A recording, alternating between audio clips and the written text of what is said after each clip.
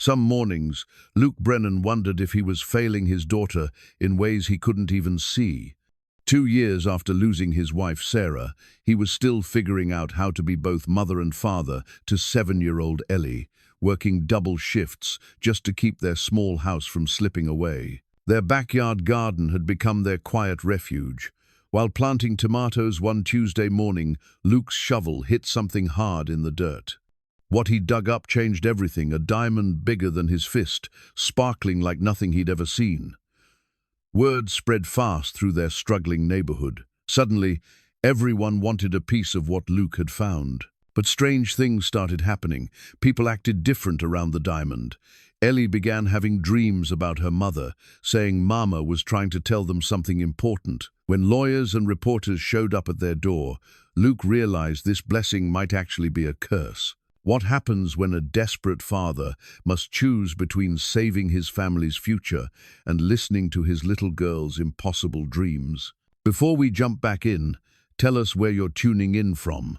And if this story touches you, make sure you're subscribed, because tomorrow I've saved something extra special for you.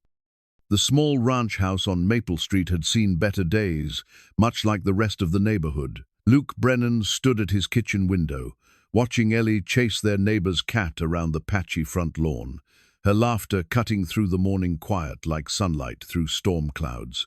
At 7, she had her mother's laugh, bright, infectious, and capable of making him forget, for just a moment, how heavy the world had become. Sarah's wedding ring still sat on the windowsill above the sink, catching the early light the same way it had for the past 2 years. Luke couldn't bring himself to move it, though he'd stopped wearing his own months ago. The thin gold band had grown loose on his finger as the weight fell off him during those first terrible months after the funeral. Everything had felt loose, then his clothes, his grip on daily routines, his ability to comfort his daughter when she woke up crying for Mama in the middle of the night. "Daddy, can we plant the sunflowers today?" Ellie's voice drifted through the screen door, followed by the sound of her sneakers slapping against the porch steps. "After breakfast, sweetheart," Luke called back, though his attention remained fixed on the ring. Sarah had chosen it herself, simple, unpretentious, exactly like everything else about their life together. They'd bought the house with a VA loan when Ellie was 2, drawn by the large backyard and the sense of possibility that came with owning something, however modest. Sarah had immediately started planning the garden, sketching layouts on napkins, and talking about teaching Ellie where food really came from. The cancer had taken those plans, along with everything else. Luke turned away from the window and focused on the familiar morning routine: coffee for him, orange juice for Ellie, scrambled eggs that she'd eat half of before declaring herself full. The kitchen table bore the scars of their life together: crayon marks from Ellie's art projects, water rings from countless cups of coffee, a small burn mark from the time Sarah had set down a hot pan without thinking. Each imperfection told a story, and Luke had memorized them all. Ellie bounced through the door, her dark curls so much like Sarah's catching bits of grass and morning dew. "Mrs. Chen says her tomatoes are already getting flowers. Ours are still just green." "That's because she started earlier than we did," Luke explained, setting her plate down. "Good things take time, remember?" It was something Sarah used to say, one of her gentle philosophies that Luke had tried to adopt as his own. Good things take time. Be patient with yourself. There's always tomorrow. In those first months after the diagnosis, when treatments and hospital visits consumed their days, Sarah had clung to these small wisdoms like anchors. Luke had thought they were naive then, desperate attempts to find meaning in the meaningless. Now he understood they were gifts she'd been trying to leave behind. The neighborhood had changed since Sarah's death, though Luke couldn't decide if the changes were real or just his perception shifting. The Hendersons across the street had lost their house to foreclosure last winter, their teenage son Kyle loading boxes into a borrowed pickup truck while his parents stood on the porch looking stunned. The Morales family next door had painted over the bright yellow of their front door with a more subdued beige. Even the corner market where Luke bought milk and bread had changed hands twice, each new owner seeming less invested in the community than the last. But some things endured. Mrs. Chen still tended her prize-winning garden with the dedication of a scientist. Old Pete Morrison still walked his ancient basset hound past their house every morning at exactly 8:15. The mail carrier, Janet, still asked about Ellie and remembered to pet their cat, though they didn't have a cat anymore, another loss in the cascade of changes that followed Sarah's death. Luke's phone buzzed against the counter, displaying a text from his supervisor at the warehouse. "Can you pick up Martinez's shift tonight? Overtime pay." He stared at the message, calculating in his head. The extra money would help with Ellie's school supplies, maybe even leave enough for the new sneakers she needed. But it would mean missing bedtime again, leaving her with Mrs. Chen longer than he liked. "What's wrong, Daddy?" Ellie had stopped eating, her fork suspended halfway to her mouth. "Nothing, baby. Just work stuff." He forced a smile and tucked the phone away. "Finish your eggs." The morning sun was climbing higher now, painting the kitchen walls with shifting patterns of light and shadow. Luke could see their backyard through the window, 20 feet of grass that needed cutting, bordered by the raised beds he'd built the summer before Sarah died. She'd supervised from a lawn chair, wrapped in blankets, even in the July heat, directing him with gentle corrections and encouragement. "A little deeper, honey. The roots need room to spread." After breakfast, Luke helped Ellie into her garden clothes, old jeans with patches on the knees, and a t-shirt that had once been white, but now bore the permanent stains of a dozen outdoor adventures. She insisted on wearing her mother's old gardening hat, a faded canvas thing that was too big for her head, but made her feel connected to memories she was already struggling to hold on to. They worked together in comfortable silence, Luke preparing the soil, while Ellie carefully placed seeds at measured intervals. She took the job seriously, tongue poking out slightly in concentration as she counted spaces between plantings. Every few minutes, she would ask a question: why did seeds need to be buried? How did they know which way was up? When would they see the first green shoots? And Luke would answer as best he could, drawing on half-remembered conversations with Sarah and whatever he could piece together from gardening websites. "Mama used to sing to the seeds," Ellie announced, sitting back on her heels. "She said it helped them grow faster." Luke's throat tightened. "What did she sing?" "I don't remember all the words. Something about sunshine and rain and being patient." Ellie looked up at him, squinting against the bright morning light. "Do you think she's watching us now?" The question hung in the air between them, weighted with all the conversations Luke had been avoiding. He'd grown up in a family where faith was mentioned on Sundays and forgotten the rest of the week, and Sarah's death had complicated his relationship with hope even further. But looking at his daughter's expectant face, he found himself searching for words that might offer comfort without making promises he wasn't sure he could keep. "I think she'd be proud of how hard you're working on the garden," he said finally. "She always said the best way to remember someone is to keep doing the things they loved." Ellie nodded solemnly and returned to her planting. Luke watched her small hands work the soil, marveling at her resilience. Children, he'd learned, had an extraordinary capacity for accepting new realities. Where he saw absence, she often found presence. Where he struggled with questions that had no answers, she created her own understanding and moved forward with it. The morning stretched on, peaceful and productive. They planted sunflowers along the back fence, carrots in neat rows, and a small patch of herbs near the kitchen door.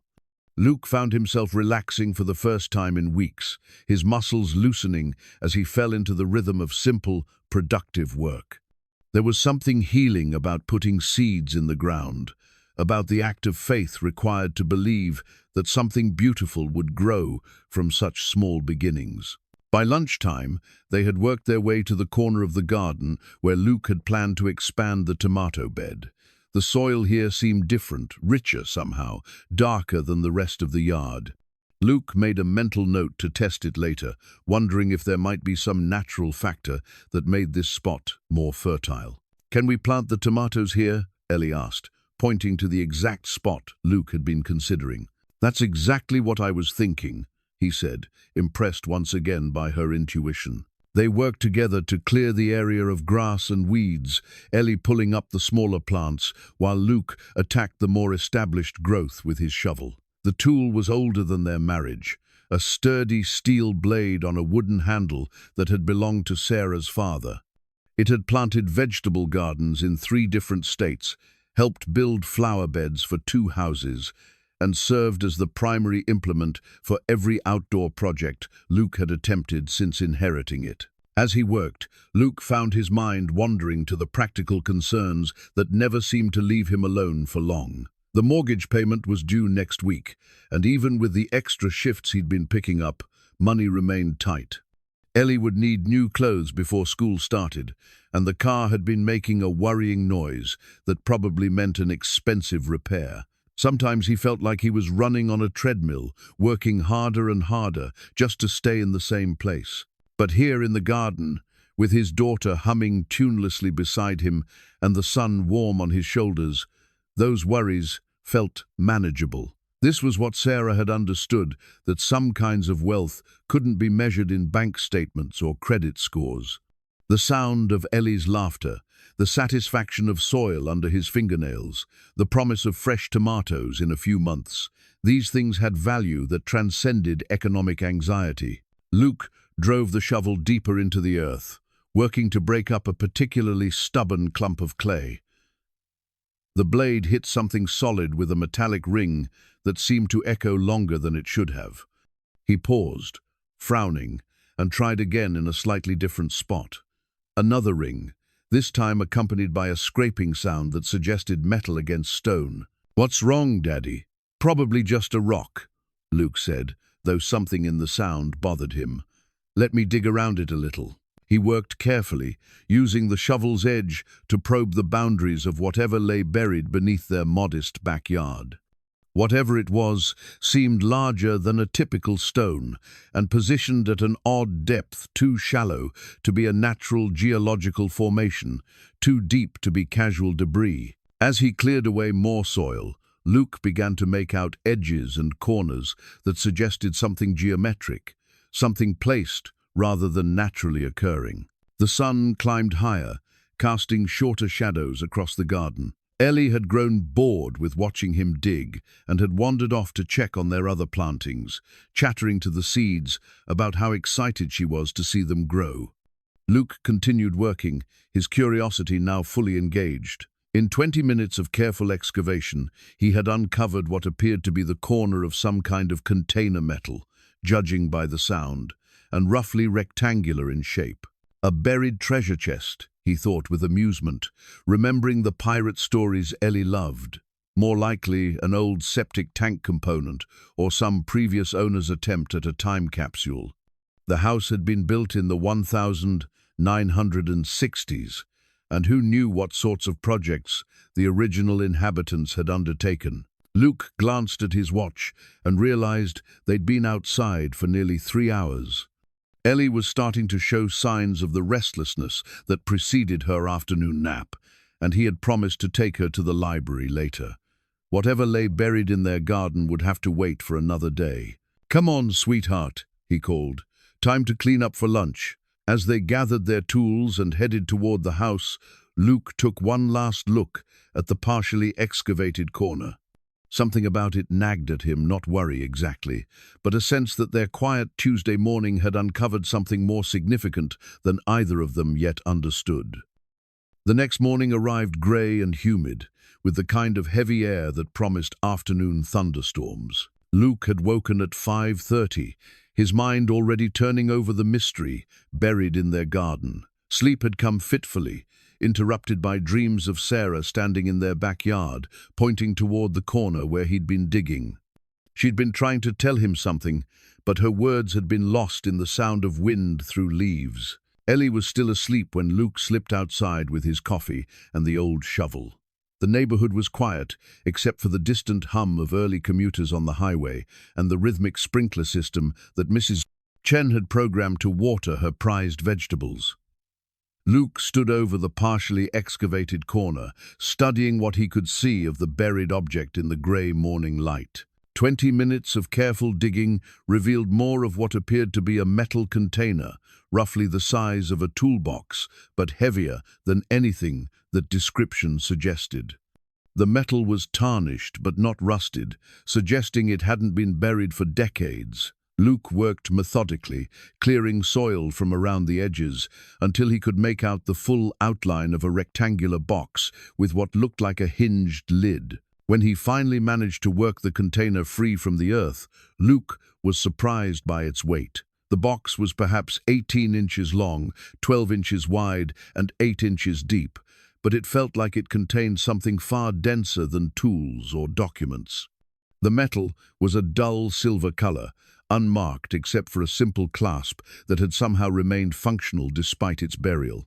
Luke carried the box to his back porch and set it on the weathered wooden table where he and Ellie ate breakfast on pleasant mornings. His hands trembled slightly as he reached for the clasp, not from fear, exactly, but from the sense that opening this container would change something fundamental about their quiet life. The lid opened with surprising ease, revealing an interior lined with what looked like black velvet. Nestled in that dark fabric was something that made Luke's breath catch in his throat, and his rational mind struggled to process what his eyes were seeing. It was a diamond, not a small stone that might have fallen from someone's ring, but a gemstone the size of a child's fist, cut with such precision that even in the grey morning light it seemed to capture and amplify every available photon.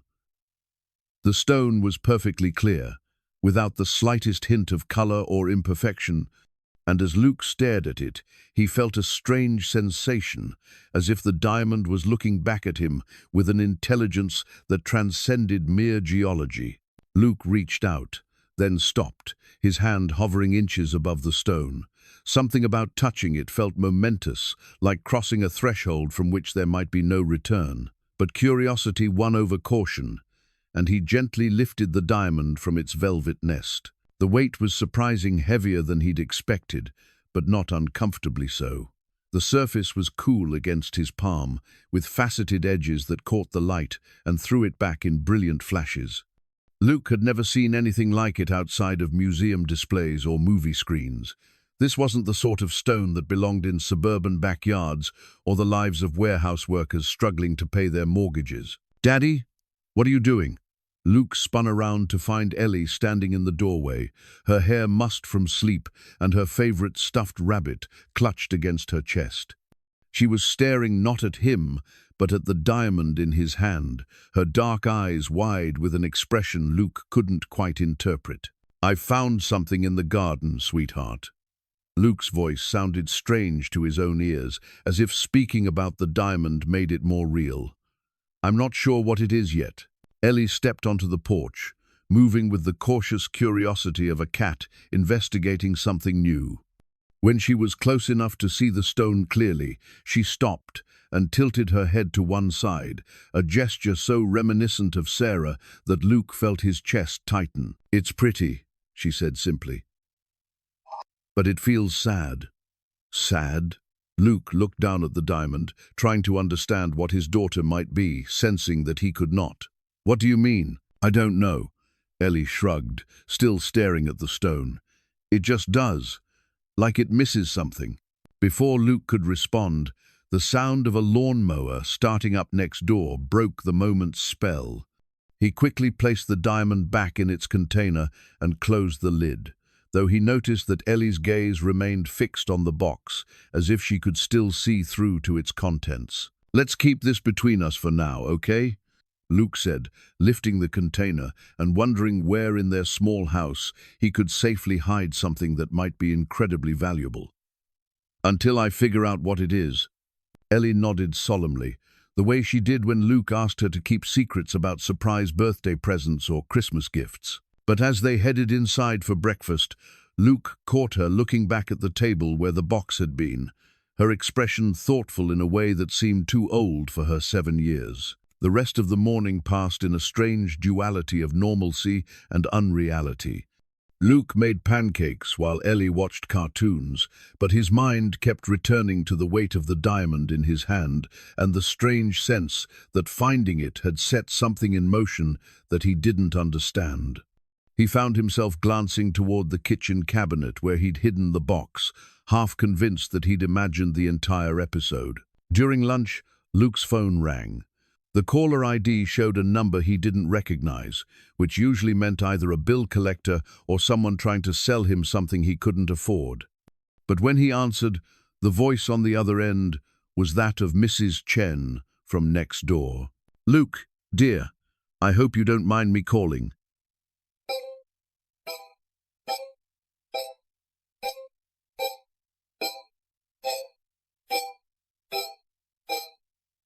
I saw you digging in your garden quite early, and then Harold mentioned he thought he saw some unusual light coming from your backyard." Luke felt his pulse quicken. Harold was Mrs. Chen's husband, a retired electrician with sharp eyes and too much time on his hands. Unusual light.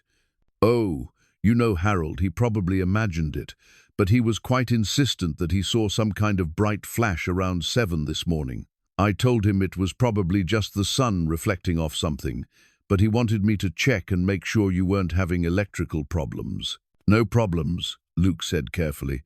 "I was just doing some gardening." "Of course, dear. I didn't think it was anything serious, although." Mrs. Chen paused, and Luke could practically hear her choosing her words. "Harold did mention that he's never seen light quite like that before. Very white," he said. "Very bright." After hanging up, Luke sat staring at his phone, a cold realization creeping over him. If Harold had seen light coming from their backyard, it meant the diamond had somehow been visible from the neighbor's house, and if one neighbor had noticed, others might have as well. That afternoon, Luke's fears were confirmed. He was cleaning up lunch dishes when he spotted Pete Morrison standing at the edge of their front yard, ostensibly walking his ancient basset hound, but clearly studying their house with unusual interest. When Pete saw Luke watching from the window, he waved and approached the front door. "Afternoon, Luke. Beautiful day, isn't it?" "Sure is, Pete. How's Buster doing?" Luke nodded toward the old dog, who was sniffing around their mailbox with the dedication of a detective. "Oh, he's fine. Getting slower, but aren't we all?" Pete chuckled, but his eyes kept drifting toward the backyard. "I couldn't help but notice you were doing some excavation work back there. Find anything interesting?" The question was casual, but something in Pete's tone set off alarm bells in Luke's mind.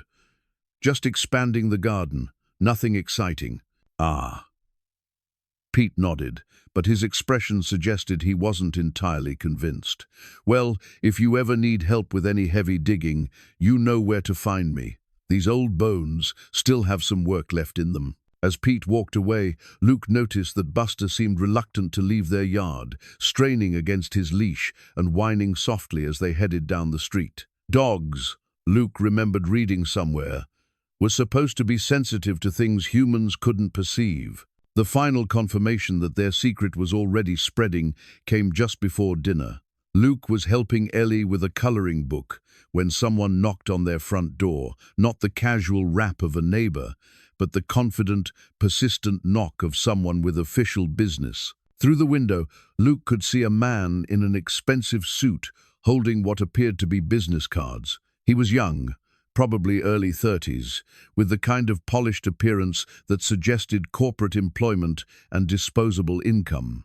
Behind him, parked in Luke's driveway, was a silver BMW that looked like it had been driven off the lot that morning. Luke opened the door but left the security chain engaged. "Can I help you?" "Mr. Brennan, my name is David Wells, and I represent Meridian Acquisitions.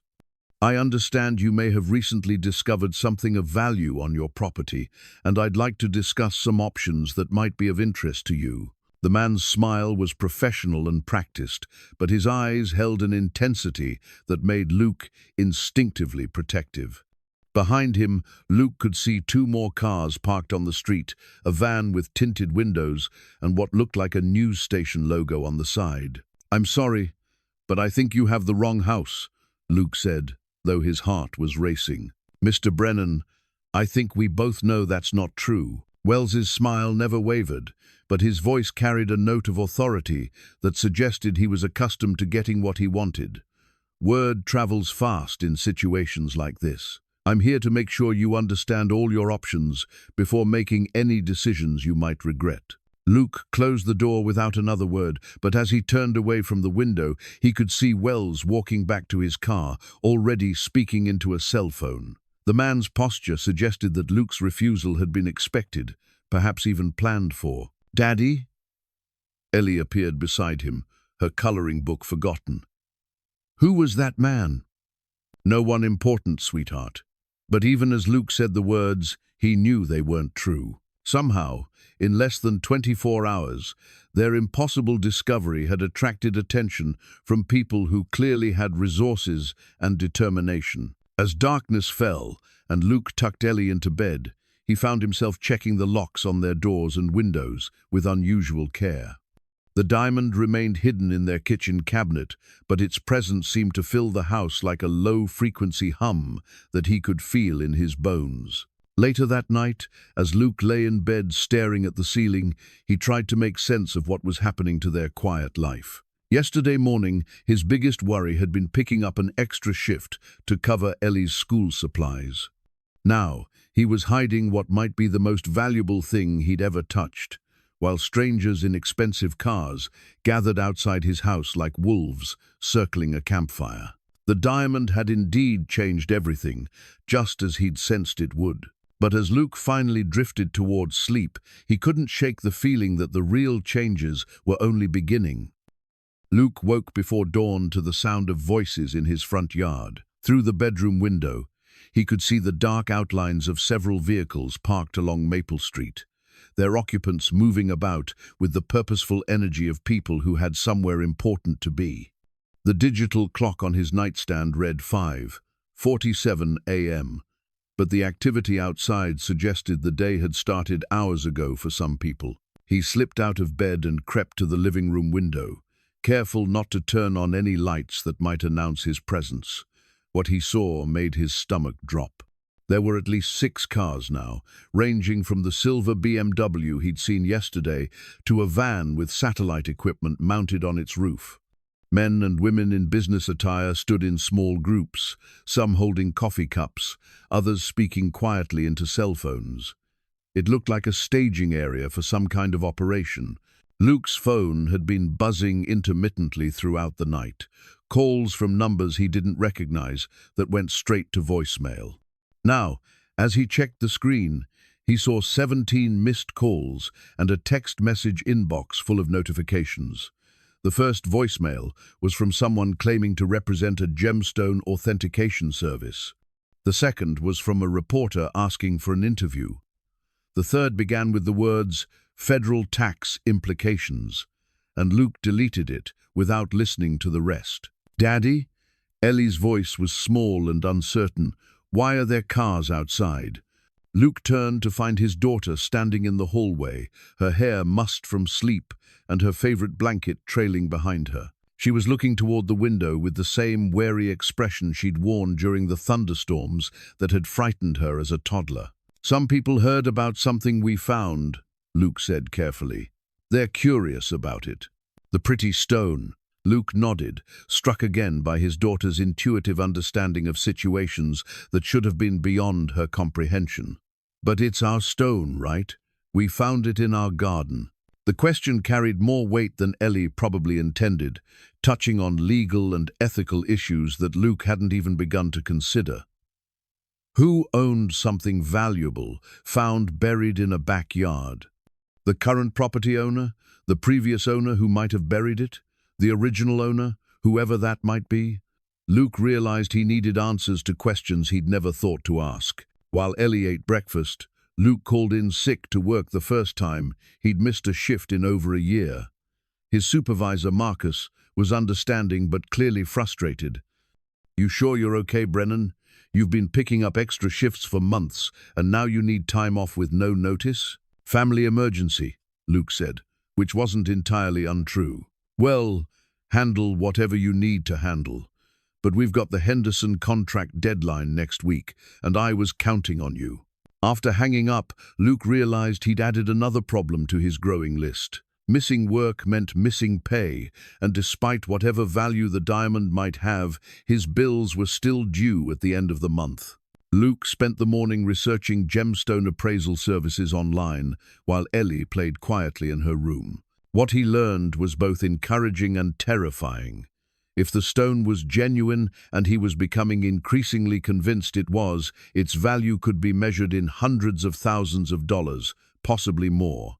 But legitimate appraisal required documentation, provenance research, and dealing with authorities who would ask questions Luke wasn't sure he could answer. At 10:30, someone knocked on their back door. Luke peered through the kitchen curtains to see a woman in her 50s holding what appeared to be a jewelry loop, the kind of magnifying device he'd seen in movies about diamond merchants. She was alone, which made her seem less threatening than the crowd gathering in front of his house, but her presence meant people were now approaching from multiple directions. "Mr. Brennan," she called through the door. "My name is Eleanor Vasquez. I'm a certified gemologist, and I'd like to help you understand what you've found." Luke opened the door but remained standing in the threshold. "I'm not sure what you mean." Eleanor smiled, but her expression was serious. "Mr. Brennan, word has gotten out about your discovery. Right now, you have people outside your house who are not necessarily acting in your best interests. I'm here to offer you professional guidance before you make any decisions you might regret." There was something about her directness that Luke found refreshing after the corporate smoothness of yesterday's visitor. "What kind of guidance?" "The kind that could save you from making a very expensive mistake." Eleanor held up the loop. "May I see the stone?" Luke hesitated, but the woman's credentials seemed legitimate, and he desperately needed expert advice. He retrieved the box from its hiding place and set it on the kitchen table. When Eleanor opened the container and saw the diamond, her professional composure cracked for just a moment. "Sweet Jesus," she whispered, then caught herself. "I'm sorry. It's just that in 30 years of appraising gemstones, I've never seen anything quite like this."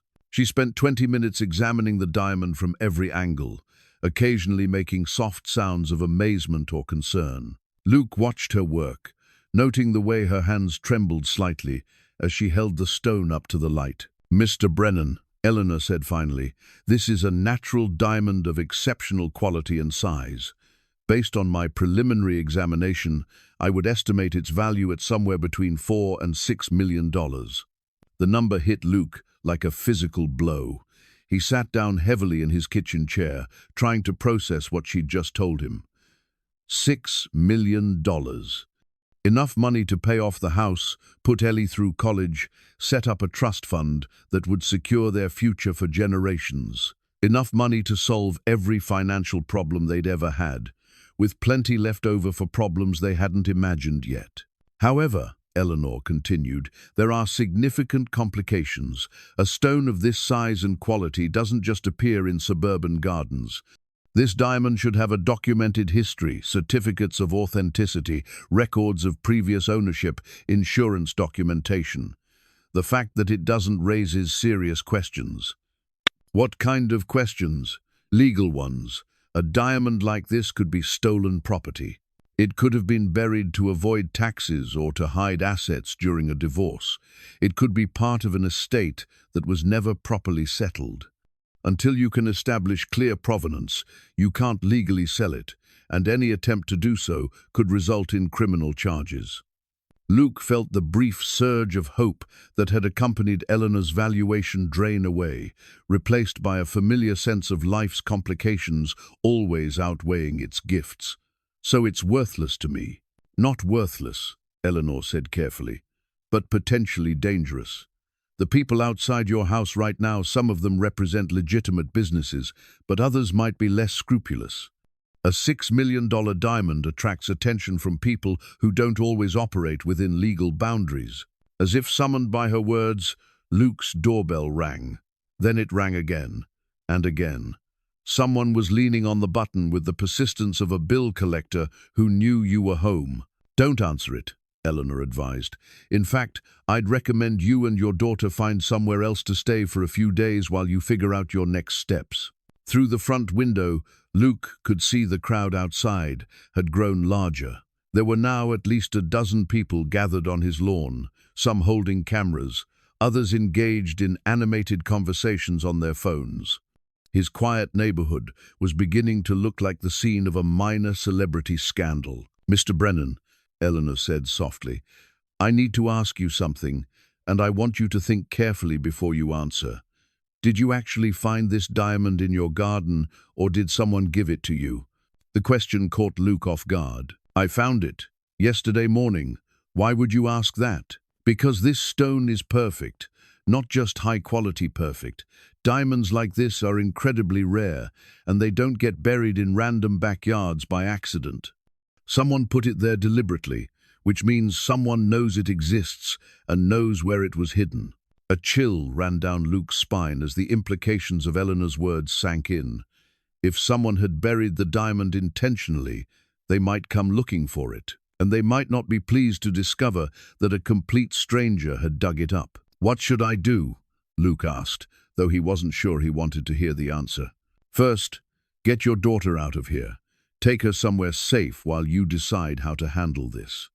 Second, contact a lawyer who specializes in property law.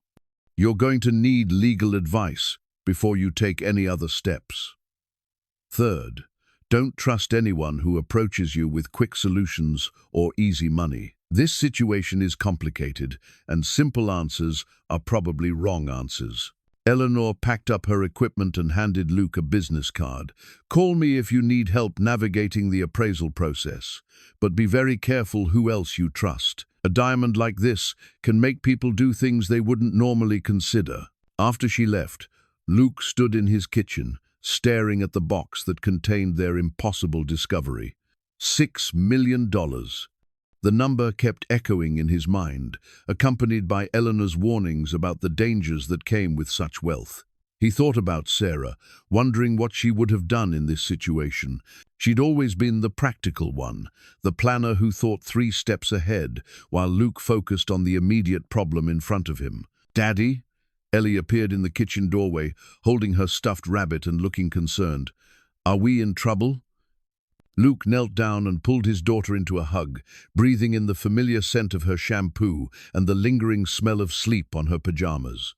"No, sweetheart, we're not in trouble, but we might need to go visit someone for a few days while I figure some things out." "Because of the pretty stone." "Because of the pretty stone," Luke confirmed. As he held his daughter, Luke couldn't shake the feeling that their lives had just become infinitely more complicated. The diamond that had seemed like a miracle yesterday now felt like a burden that might be too heavy for him to carry safely. But as Ellie pulled back and looked at him with her mother's trusting eyes, Luke knew he had to find a way to protect both his daughter and their unexpected discovery, no matter how difficult that path might prove to be. That evening, Luke sat cross-legged on Ellie's bedroom floor, while she carefully drew pictures in a small spiral notebook he'd bought her at the drugstore. He'd told her it was for keeping track of her dreams, the way some people kept diaries, and she'd embraced the idea with the seriousness she brought to most new projects. "Mama came to see me again last night," Ellie said without looking up from her drawing. Her crayon moved in careful circles as she colored what appeared to be a woman's hair. She was wearing her blue dress, the one from the picture on your dresser. Luke felt his chest tighten. The blue dress had been Sarah's favorite, the one she'd worn to their anniversary dinner 6 months before the diagnosis. Ellie had been 4 when Sarah died, and Luke sometimes wondered how much she actually remembered versus how much she'd constructed from photographs and stories. "What did she say?" Luke asked gently. "She said the pretty stone isn't really ours."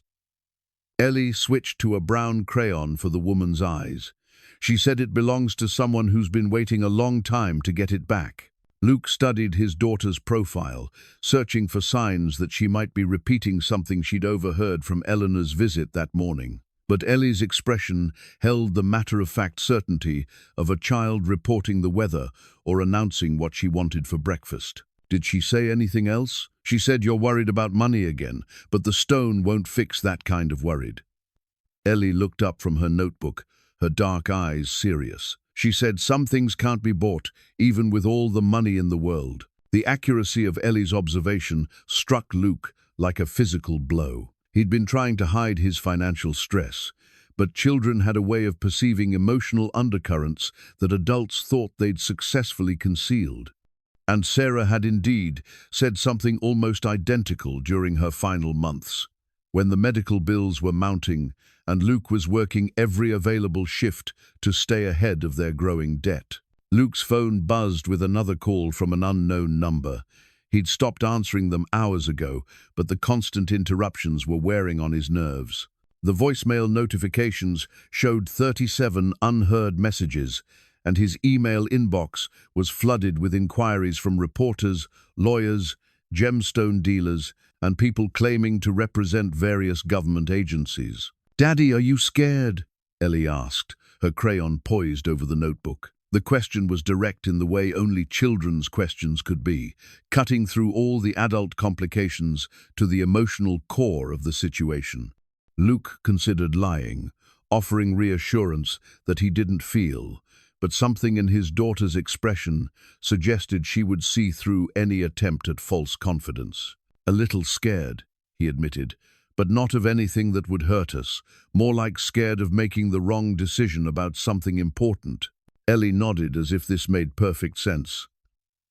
"Mama said you'll know what to do when it's time to know.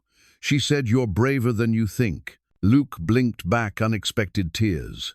Whether Ellie was repeating actual dream conversations or channeling her own intuitive wisdom through memories of her mother, her words carried a comfort that he desperately needed. The next morning brought more crowds, more phone calls, and the arrival of someone Luke definitely hadn't expected. His brother Danny, standing on the front porch with an expression of barely contained excitement and a copy of the local newspaper tucked under his arm. "Jesus Christ, Luke," Danny said as soon as the front door opened. "Why didn't you call me?" Luke let his brother inside, noting the way Danny's eyes immediately started scanning the room, as if he expected to see the diamond sitting on the coffee table. Danny was 3 years older than Luke, a real estate agent who specialized in high-end properties and had never quite forgiven his younger brother for choosing warehouse work over what Danny considered more ambitious career options. "Call you about what?" Luke asked, though he suspected he knew where this conversation was heading. Danny spread the newspaper on the kitchen table, revealing a front-page story with the headline, "Local Man Discovers Massive Diamond in Backyard Garden." The article was accompanied by a photograph of their house taken from the street and a sidebar estimating the stone's value at several $1 million. "About this," Danny said, stabbing the headline with his finger. "About the fact that you're sitting on the biggest windfall in family history and handling it like some kind of amateur." Luke scanned the article, his heart sinking as he read details that he hadn't shared with anyone. The reporter had somehow learned Eleanor's estimated value range and had quoted sources close to the situation who claimed the diamond was of museum quality. Either someone had been talking who shouldn't have been, or the story was being driven by speculation that was rapidly becoming accepted as fact. "Danny, it's not that simple." "Not that simple?" Danny's voice rose in the way it always did when he thought Luke was being unreasonably cautious. "Luke, this is a multi-million-dollar gemstone. Do you have any idea what this could mean for your future, for Ellie's future?" "I'm starting to," Luke said quietly.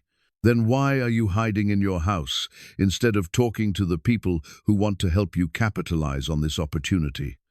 Danny gestured toward the front window, where the crowd of interested parties had grown to include what appeared to be a food truck and several people setting up folding chairs. "You've got buyers lined up outside your door, and you're treating them like door-to-door salesmen." Luke poured himself a cup of coffee, buying time to organize his thoughts. Danny meant well, but his brother's approach to life had always been to identify the financial opportunity in any situation and pursue it aggressively. The complexity of their current situation, the legal questions, the provenance issues, the safety concerns, would strike Danny as obstacles to overcome rather than genuine reasons for caution. "Where's Ellie?" Danny asked, apparently noticing for the first time that his niece wasn't visible. "Playing in her room." Luke lowered his voice. "Danny, there are problems with this whole situation that you don't understand. The diamond might not legally belong to us. There could be criminal implications if we try to sell it without proper documentation." "Criminal implications?" Danny laughed, but the sound held no humor. "Luke, you found it on your own property. Possession is 9/10 of the law. The worst that could happen is you'd have to share it with someone else who claims ownership, and even half of several $1,000,000 is more money than you'll see in 10 lifetimes of warehouse work." Luke started to explain Eleanor's warnings about stolen property and documentation requirements, but Danny cut him off with an impatient wave. "Look, I've already made some calls. I know people who know people in the gemstone business. There are ways to handle situations like this that don't involve getting bogged down in legal paperwork that could take years to resolve. You could have a check in your hand by the end of the week." The offer was tempting in ways that Luke found disturbing. A check by the end of the week would solve their immediate financial problems and provide security for Ellie's future that he'd never imagined possible. But Eleanor's warnings about people who didn't operate within legal boundaries echoed in his mind, and he found himself wondering if his brother's contacts fell into that category. "I need to think about this," Luke said. "Think about what?" Danny's frustration was becoming more apparent.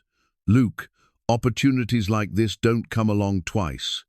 The longer you wait, the more complicated this is going to get. Pretty soon you'll have lawyers and government agencies involved, and then everything gets tied up in bureaucracy that could last for years. Maybe that's what needs to happen." Danny stared at his brother, as if Luke had just announced his intention to give away their family inheritance. "Are you serious? You're going to let bureaucrats and lawyers tie up millions of dollars because you're afraid of a little complexity?"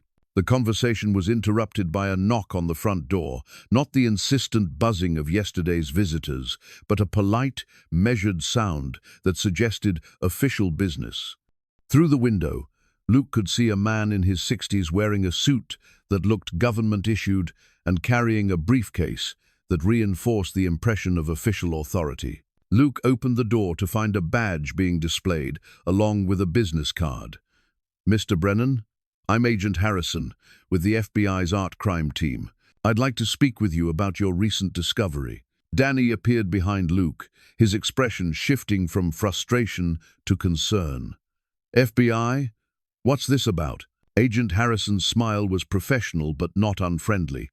"Nothing that should alarm you, Mr. Brennan. We've heard about your discovery, and we'd like to help you navigate the legal aspects of your situation. May I come in?" Luke stepped aside, and Agent Harrison entered their small living room with the careful attention of someone trained to notice details. He accepted Luke's offer of coffee and settled into their worn armchair with the patient demeanor of someone prepared for a long conversation. "First, let me assure you that you're not in any legal trouble," Harrison began. "Finding valuable property on your own land doesn't constitute a crime. However, we do have some concerns about the specific item you've discovered." "What kind of concerns?" Danny asked, his real estate agent instincts apparently kicking in. Harrison opened his briefcase and withdrew a file folder. "Over the past decade, several high-value diamonds have been reported stolen from private collections, insurance company vaults, and museum exhibits. Based on the descriptions we've seen in the media, your discovery matches the characteristics of at least 3 stones that remain on our active investigation list." Luke felt his stomach drop. "You think the diamond is stolen?" "We think it's possible," Harrison said carefully, "which is why we'd like to examine it and compare it to our database of missing gems. If it matches one of our open cases, we can help you work with the rightful owners to resolve the situation legally. If it doesn't match, you'll have documentation that supports your legitimate ownership." Danny leaned forward in his chair. "And if it does match one of your cases?" Then the stone would be returned to its rightful owner, and Mr. Brennan would receive any applicable reward for its recovery. Harrison's tone remained neutral, but Luke caught the implication that such a reward would be substantially less than the diamond's full value. As Agent Harrison explained the process for authenticating and investigating high-value discoveries, Luke found himself thinking about Ellie's dreams and her conviction that the stone belonged to someone who had been waiting to get it back. Maybe his 7-year-old daughter understood something about their situation that the adults had missed. The conversation continued for another hour, covering legal procedures, documentation requirements, and the timeline for resolving ownership questions. By the time Agent Harrison left, Luke felt overwhelmed by the complexity of what had seemed like a simple discovery just 2 days earlier. Danny waited until the FBI agent was gone before voicing his frustration. "Luke, you realize that guy just talked you into voluntarily giving up millions of dollars, right? There's no law that says you have to cooperate with their investigation. There's no law that says I have to avoid cooperating either," Luke replied. "Danny, what if the stone really is stolen? What if someone lost it or had it taken from them, and they've been searching for it for years? Then that's their problem, not yours. You didn't steal it. You found it on your own property." Luke looked toward Ellie's room, where he could hear her humming softly to herself as she played. His daughter's dream suggested that keeping the diamond would be wrong, even if it was legal. And increasingly, Luke found himself trusting Ellie's instincts more than the adult voices, urging him toward financial opportunity. The question was whether he was brave enough to follow a 7-year-old's spiritual guidance when it led away from the security that money could provide.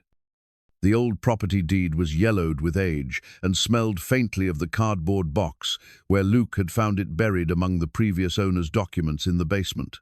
He'd been searching for any information about the house's history that might explain how a multi-million-dollar diamond had ended up buried in their backyard, and the deed had been tucked between insurance policies and tax records that the estate sale company had apparently overlooked. The document told a story that Luke hadn't expected. Their modest house had originally belonged to a man named Samuel Reeves, who had purchased the property in 1962 as a young man returning from military service overseas.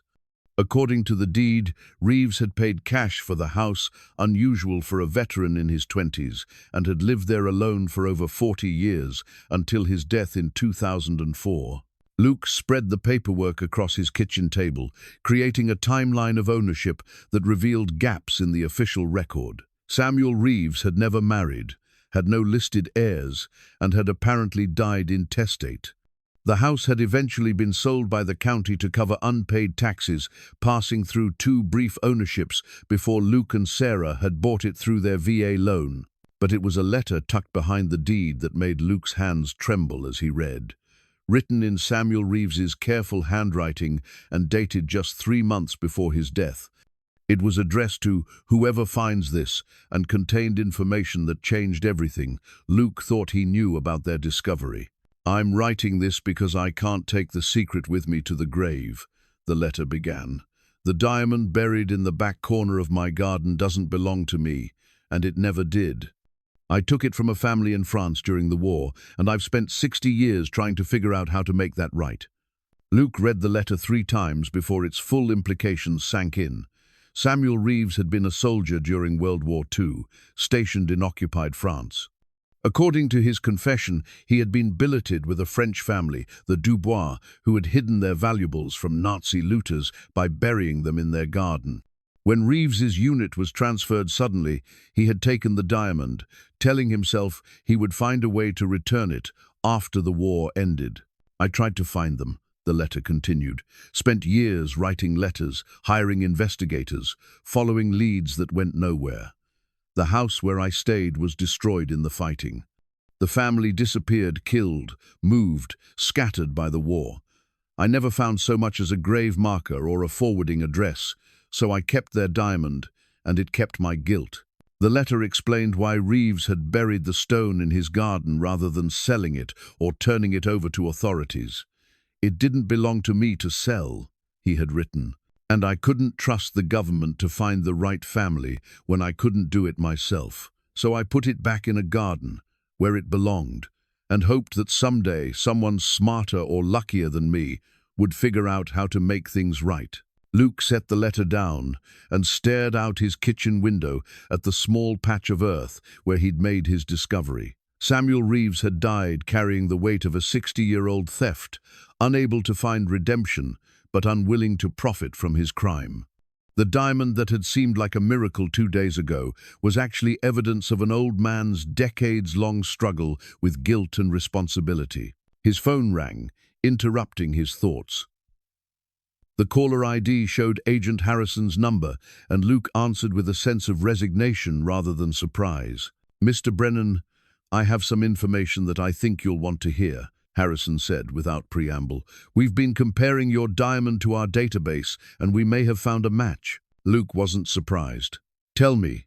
"There's a case from 1943 involving a French family named Dubois, who reported the theft of family heirlooms by an American soldier. The report was filed through the French resistance and eventually made its way to our predecessor agencies.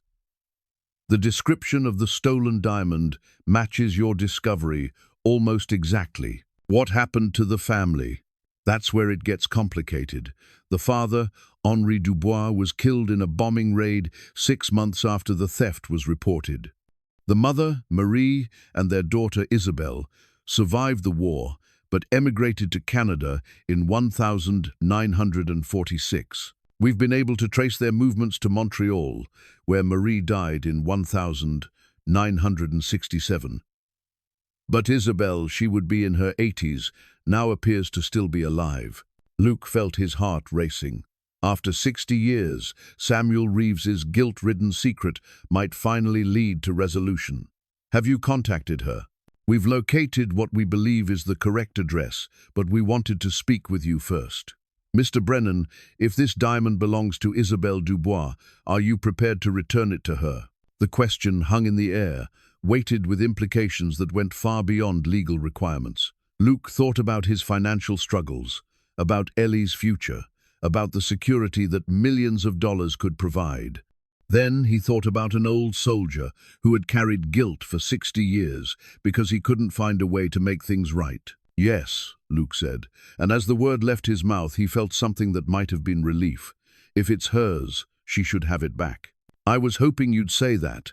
There's something else you should know. Mrs. Dubois has been searching for that diamond for decades. She hired investigators, placed ads in newspapers, even contacted veterans organizations trying to find the American soldier who took it. It's the last piece of her father's legacy, and she's never stopped believing she'd get it back someday." After hanging up, Luke sat in his kitchen, staring at Samuel Reeves's letter. The old soldier had been right about one thing: Luke was luckier than Reeves had been.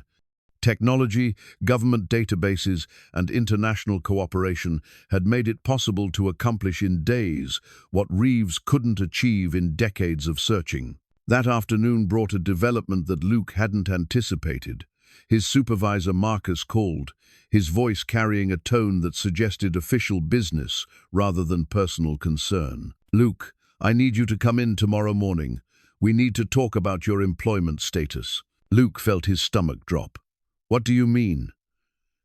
"I mean that having reporters calling the warehouse asking about our employees is creating problems for the company, and frankly, the attention you're getting is making some people uncomfortable. Management thinks it might be better for everyone if you took some extended time off." Extended time off was corporate speak for being fired, Luke realized. The diamond that had promised to solve his financial problems was actually costing him the job that kept food on their table and a roof over their heads. "Marcus, I need this job. Whatever's happening with the diamond situation, it doesn't affect my work performance." "I know that, Luke, but it's not about performance. It's about the disruption. We've got contracts to fulfill, and having news vans in our parking lot isn't helping anyone focus on getting the work done." After hanging up, Luke realized that his life was being taken apart, piece by forces beyond his control. The diamond had attracted attention that was costing him his job, filling his neighborhood with strangers, and putting pressure on his family that he'd never anticipated. Even if he decided to keep the stone and find a way to sell it legally, the damage to their quiet life might already be irreversible. That evening, as Luke helped Ellie with her bath, she asked a question that cut straight to the heart of his dilemma. "Daddy, if keeping the pretty stone makes everyone upset, why don't we just give it back to the person it belongs to?" Luke paused in the middle of shampooing her hair. "What makes you think it belongs to someone else?" "Mama told me. She said there's a lady who's been crying about it for a really long time, and that lady should get to stop crying now." Luke finished rinsing Ellie's hair in silence, struck by his daughter's matter-of-fact acceptance of what the adults around them were treating as a complex moral and legal puzzle. To Ellie, the solution was simple. If something belonged to someone else, you gave it back. The financial implications, the lost opportunities, the complicated legal procedures, none of that mattered as much as doing what was right. Later that night, Luke called Agent Harrison back. "I want to contact Mrs. Dubois," he said. "I want to arrange to return her diamond." "Are you certain about this decision, Mr. Brennan? Once we make contact, there's no going back. And I should mention that there's no legal requirement for you to return the diamond. Your claim as the finder is actually quite strong." Luke looked toward Ellie's room, where his daughter was sleeping peacefully for the first time since they'd found the diamond. "I'm certain. Some things are more important than legal rights." "I'll make the arrangements," Harrison said. "But Mr. Brennan, you should know what you're doing is going to restore more than just a family heirloom. Dubois has been searching for this diamond because it's the only thing she has left of her father. You're giving her back a piece of her history that she thought was lost forever."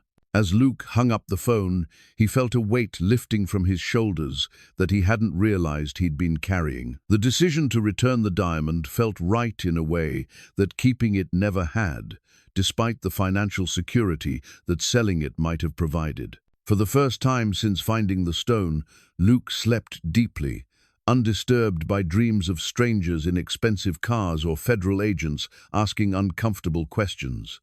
In his last conscious thought before sleep claimed him, he imagined Samuel Reeves finally finding the peace that had eluded him for 60 years.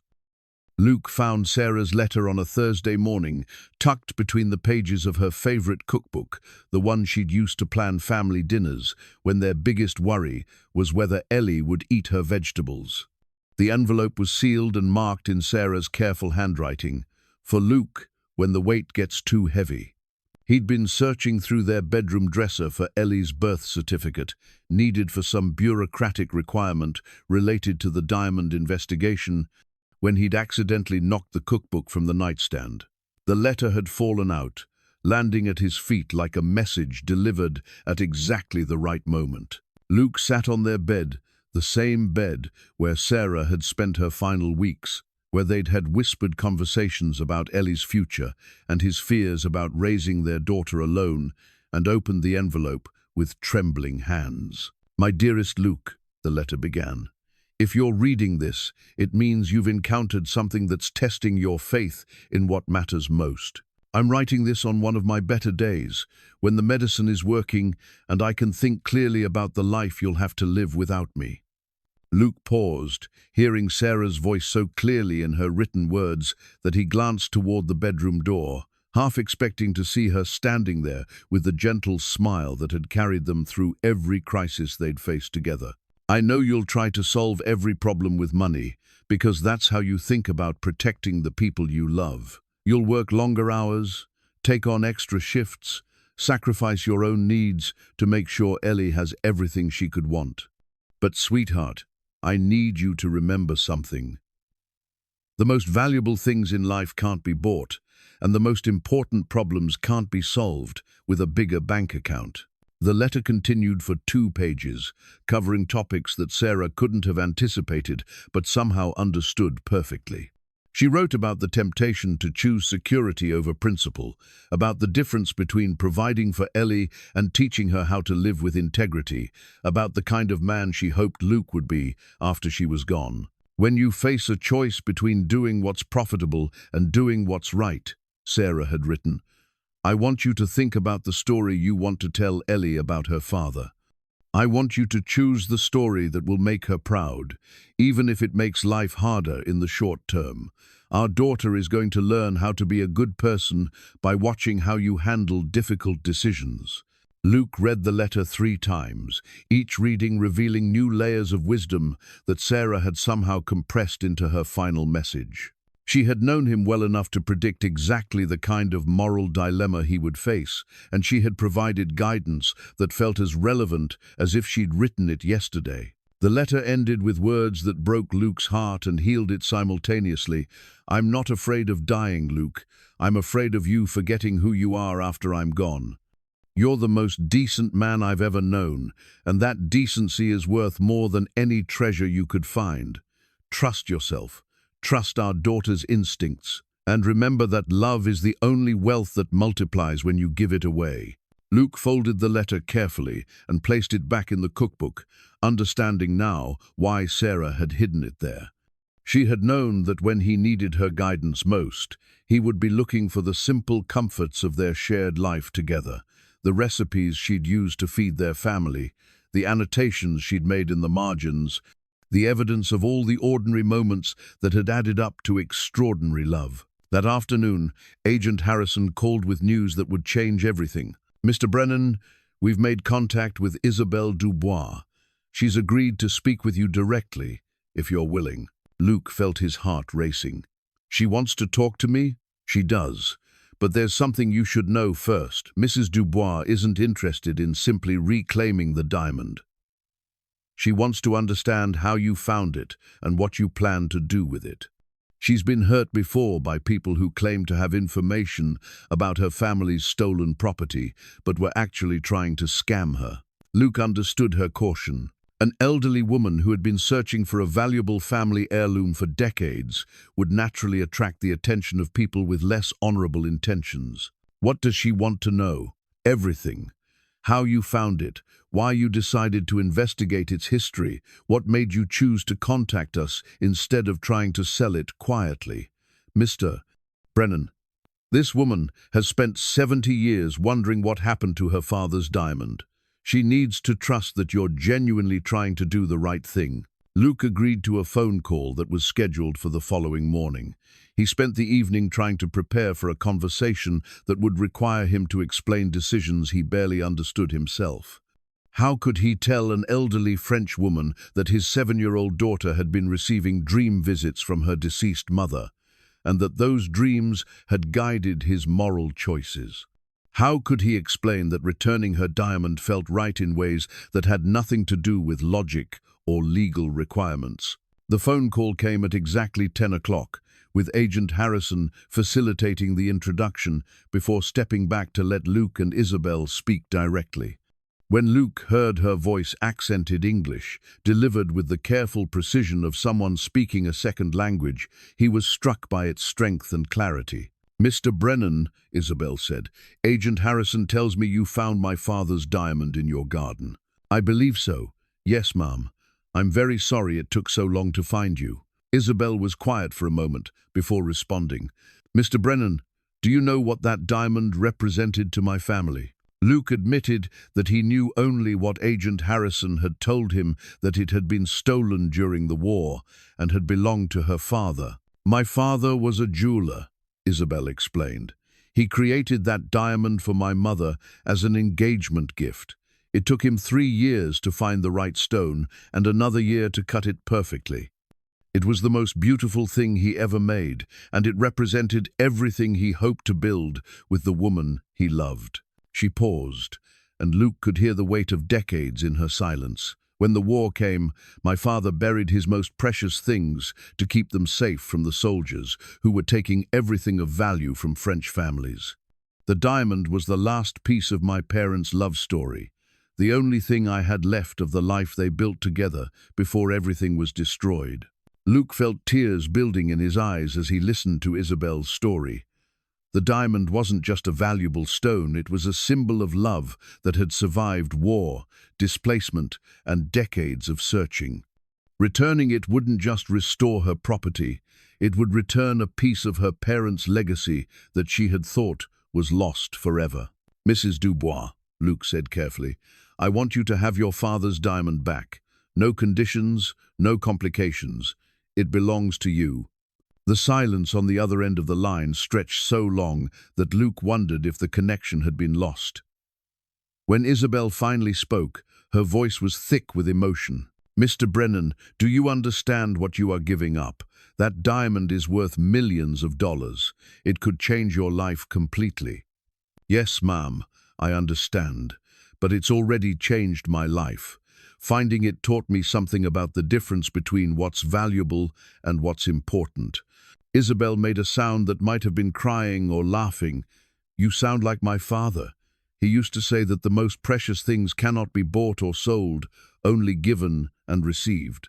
They talked for another hour, with Isabel sharing stories about her parents and her childhood in France, and Luke telling her about Ellie and their life in the small house where the diamond had waited 60 years to be found. By the end of the conversation, Luke felt as if he'd gained a grandmother for Ellie and a perspective on their discovery that he couldn't have imagined when he first struck something hard with his garden shovel. "Mr. Brennan," Isabel said as their call was ending, "there is something I want to ask you. When you return my father's diamond, would you consider keeping something in exchange?" Luke was confused. "I don't understand. There were other pieces that my father buried with the diamond, things of less monetary value, but great sentimental importance. I would like you to choose something from my family's collection, something to remember this moment when strangers became friends across an ocean." The offer touched Luke more deeply than any amount of money could have. Isabel wasn't just reclaiming her inheritance. She was offering to share it with the man who had chosen to do what was right rather than what was profitable. That evening, as Luke tucked Ellie into bed, she looked up at him with her mother's eyes and asked, "Are you happy now, Daddy?" Luke considered the question seriously. He was about to lose his job. He was giving up millions of dollars. Their financial problems hadn't been solved, and their quiet life had been permanently disrupted. But for the first time since Sarah's death, he felt genuinely at peace with a major decision. "Yes, sweetheart, I think I am." Ellie smiled and closed her eyes. "Mama said you would be." As Luke turned off her bedroom light, he realized that his daughter had been right all along. The diamond had brought them exactly what they needed, not money, but the chance to discover what kind of people they wanted to be when faced with an impossible choice. The historical map arrived on Friday morning, delivered by a courier service that required Luke's signature and asked for 2 forms of identification before handing over the thick manila envelope. Agent Harrison had arranged for it to be sent from the National Archives, part of his ongoing research into the Dubois family's wartime experiences and the circumstances surrounding the diamond's original theft. Luke spread the map across his kitchen table, weighing down the corners with coffee mugs to keep the fragile paper flat.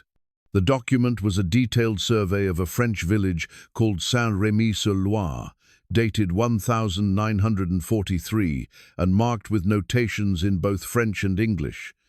Red circles indicated buildings that had housed American troops, while blue squares marked known resistance safe houses, and yellow triangles showed locations where valuables had reportedly been hidden from German forces. One particular notation made Luke's breath catch in his throat. A small house on the village's eastern edge was marked with both a red circle and handwritten notes in English. "Dubois family, jeweler shop below, residence above. American soldier Samuel Reeves, billeted here, Feb-March 1943. Family reported theft of valuable diamond after unit transfer." But it was a second notation, written in different handwriting and dated 6 months later, that changed everything Luke thought he understood about their situation. Heinrich Brennan, German-American translator, attached to 506th Intelligence Unit, investigated theft reports. Family trust established through Red Cross. See attached documentation. Luke stared at the name, his mind racing through impossible connections.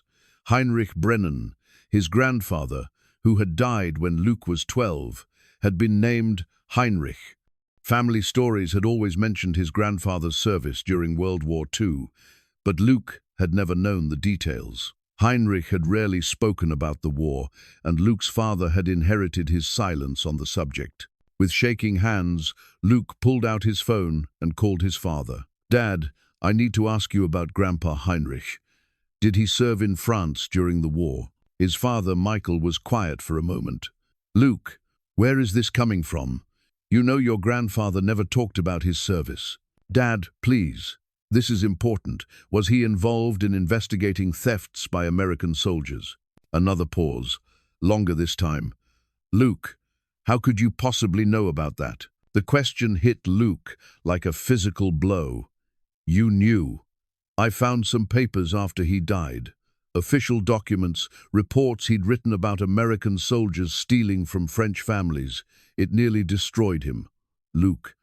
He spent years after the war trying to track down families who had been robbed, trying to make restitution with his own money when he couldn't find the stolen property." Luke felt the room spinning around him. "Dad, I need you to come over. Right now. There's something I have to show you."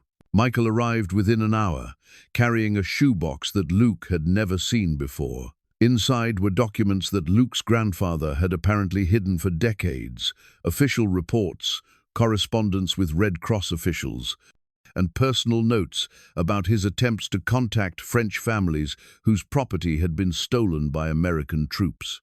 But it was a letter at the bottom of the box that revealed the truth Luke had never suspected. Written in Heinrich Brennan's careful handwriting and addressed to "my future family," it explained a secret he had carried to his grave. "I have spent 30 years searching for a French family named Dubois," the letter began. "An American soldier under my command stole a valuable diamond from them, and though I recovered the stone after his death in 1973, I was never able to locate the family to return it. I have established a trust fund that will provide for the diamond's care and maintenance until the rightful owners can be found." Luke's hands trembled as he read his grandfather's confession. Heinrich Brennan had found Samuel Reeves after the war, had recovered the stolen diamond, and had spent decades trying to return it to the Dubois family. When his search proved unsuccessful, he had made a decision that would impact generations of both families. "I have buried the diamond in the garden of the house I purchased on Maple Street." Heinrich's letter continued, "My son Michael knows nothing of this, and I pray that my grandchildren will forgive an old man's attempt to balance the scales of justice. If this stone is ever found by my family, I trust them to complete the mission. I could not finish returning it to the French family who lost everything to war and theft." Luke looked up at his father, who was reading the letter over his shoulder with an expression of stunned disbelief. "Dad, did you know any of this?" Michael shook his head slowly. "I knew he'd bought the house on Maple Street as an investment property, but he never lived there. He rented it out for 40 years, always to tenants who wouldn't do extensive gardening. I thought it was just another one of his eccentric business decisions." Luke realized that his grandfather had been protecting the diamond for 6 decades, waiting for the right moment and the right person to discover it. Heinrich had chosen to buy the house where Samuel Reeves had lived, had buried the diamond in the same soil where it had waited during Reeves's guilty vigil, and had ensured through his estate planning that the property would eventually come to Luke and Sarah through a complex series of sales and transfers that had seemed like coincidence. "Luke," Michael said quietly, "your grandfather left specific instructions in his will about this property. If the diamond was ever found by family members, we were supposed to use his trust fund to research its provenance and return it to its rightful owners." Luke felt a chill as the full scope of his grandfather's plan became clear. Heinrich Brennan had orchestrated every aspect of this discovery, from ensuring that Luke would inherit the house to providing the financial resources needed to complete the investigation. Even the timing seemed deliberate. The diamond had been found when Luke was struggling financially, when he would be most tempted to keep it, when the moral choice would be most difficult and most meaningful. "There's more," Michael said, pulling another document from the shoebox. Your grandfather's trust fund contains enough money to cover all your expenses while this situation gets resolved. He knew that doing the right thing might cost you financially, so he made provisions to ensure you could afford to be honest. Luke stared at the trust fund documentation, struggling to process the magnitude of his grandfather's foresight. Heinrich Brennan had anticipated every complication, every temptation, every practical concern that might prevent his grandson from completing the mission he'd been unable to finish himself. "Dad, why didn't you tell me about any of this when I inherited the house?" Michael looked uncomfortable. "Because your grandfather's instructions were very specific. You were supposed to discover the diamond naturally, make your own choice about what to do with it, and only then learn about the trust fund and his wishes. He wanted you to choose to do the right thing because it was right, not because you'd been told to do it." Luke thought about Ellie's dreams, about her conviction that the diamond belonged to someone else, about his own growing certainty that keeping it would be wrong. His grandfather had trusted that the values Heinrich had tried to instill in his family would guide Luke toward the correct decision, even without knowing the full story. That afternoon, Luke called Agent Harrison with the information about his grandfather's involvement. Harrison listened to the story with growing amazement, occasionally asking for clarification about dates and documentation. "Mr. Brennan," Harrison said finally, "this is extraordinary. Your grandfather's records are going to solve several cases that have been open for decades, and his trust fund is going to make it possible to return stolen property to families across Europe who thought they'd never see their inheritances again. What happens now? Now we contact Mrs. Dubois and tell her that the diamond is coming home, not just because you chose to do the right thing, but because your grandfather spent 60 years planning for this moment." That evening, as Luke helped Ellie with her bath, she asked a question that seemed to come from nowhere. "Daddy, was your grandfather a good man?" Luke paused, thinking about Heinrich Brennan's decades-long mission to right a wrong he hadn't committed, his careful planning to ensure justice would eventually prevail, his trust that future generations would honor values he'd never explicitly taught. "Yes, sweetheart, I think he was a very good man." Ellie nodded seriously. "Mama said he's been watching over us, making sure we do the right thing." Luke finished rinsing Ellie's hair in silence, marveling at his daughter's continued connection to wisdom that seemed to transcend her 7 years. Whether through dreams, intuition, or something deeper than either, Ellie had guided him toward a decision that fulfilled a promise made by a grandfather she'd never met to a family she'd never known. The diamond that had seemed like a random discovery was actually the culmination of a multi-generational story about sacrifice, responsibility, and the patient work of justice. Luke was not just returning stolen property. He was completing a mission that had been passed down through his family like a sacred trust, waiting for the right moment and the right choice to bring decades of careful planning to its intended conclusion. The community petition started as a simple conversation between Luke and Mrs. Chen over their shared garden fence on Saturday morning. Luke had been explaining his decision to return the diamond to its rightful owner, expecting perhaps a polite nod of understanding. Instead, Mrs. Chen had listened with growing indignation about the corporate pressure and media circus that had invaded their quiet neighborhood. "This is not right," Mrs. Chen had declared, her usually gentle voice sharp with anger. "You try to do good thing, and these people make it about money and greed. They bring chaos to our street, scare children, and treat you like criminal for being honest man." Within hours, Mrs. Chen had organized something Luke had never seen in their neighborhood, a grassroots movement of residents who were tired of watching their community be exploited by outside interests. The petition began simply, "We support Luke Brennan's right to make moral choices without harassment," but it quickly evolved into something more significant. Mrs. Chen had recruited Harold, her electrician husband, who had connections throughout the city's trade unions.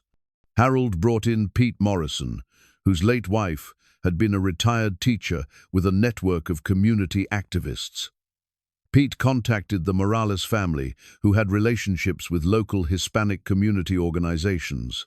By Sunday afternoon, the petition had grown from a neighborhood complaint to a movement that included veterans groups, church congregations, and civic organizations from across the city. Luke watched the developing coalition with a mixture of gratitude and bewilderment.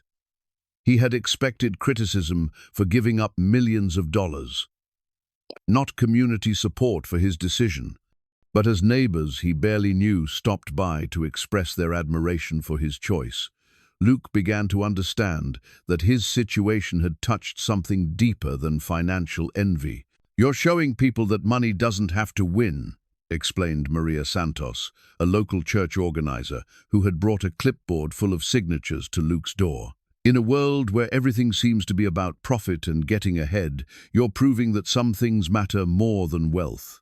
The corporate interests hadn't given up, however. David Wells, the polished representative from Meridian Acquisitions, had returned with reinforcements, a team of lawyers, financial advisors, and what appeared to be a public relations specialist. They had set up a temporary office in a rented storefront 3 blocks from Luke's house, and their presence was impossible to ignore. On Monday morning, Wells called Luke directly with an offer that was clearly designed to be irresistible. "Mr. Brennan, I understand you've made contact with someone claiming to be the diamond's rightful owner. But before you make any irreversible decisions, I want you to consider what we're prepared to offer for immediate acquisition of the stone." Luke had been expecting this call. "I'm not interested in selling, Mr. Wells." $10 million, Wells said without pause. "Cash, delivered within 48 hours, no questions asked about provenance or ownership history. You could secure your daughter's future, pay off every debt you have, and still have enough left over to live comfortably for the rest of your life." The number was larger than Luke had imagined anyone would offer, large enough to solve every financial problem he'd ever had, and many he'd never thought to worry about. For a moment, he allowed himself to imagine what $10 million could mean for Ellie's education, their housing situation, their long-term security. "Mr. Brennan, are you still there?" "I'm here," Luke said, "and my answer is still no." Wells's voice took on a harder edge. "Mr. Brennan, I don't think you understand the legal complications you're creating for yourself. By making contact with this French woman, you've potentially exposed yourself to international legal issues that could tie up the diamond for years. Even if you eventually win the right to keep it, the legal costs could bankrupt you." Luke recognized the shift from temptation to intimidation, but he also heard something else in Wells's voice: desperation. The man was pushing harder because his previous approach hadn't worked, which suggested that Luke held more power in this situation than he'd realized. "Mr. Wells, I appreciate your offer, but I've made my decision. The diamond is going back to its rightful owner." "Think about your daughter," Wells said, his professional facade finally cracking. "Think about what you're taking away from her future.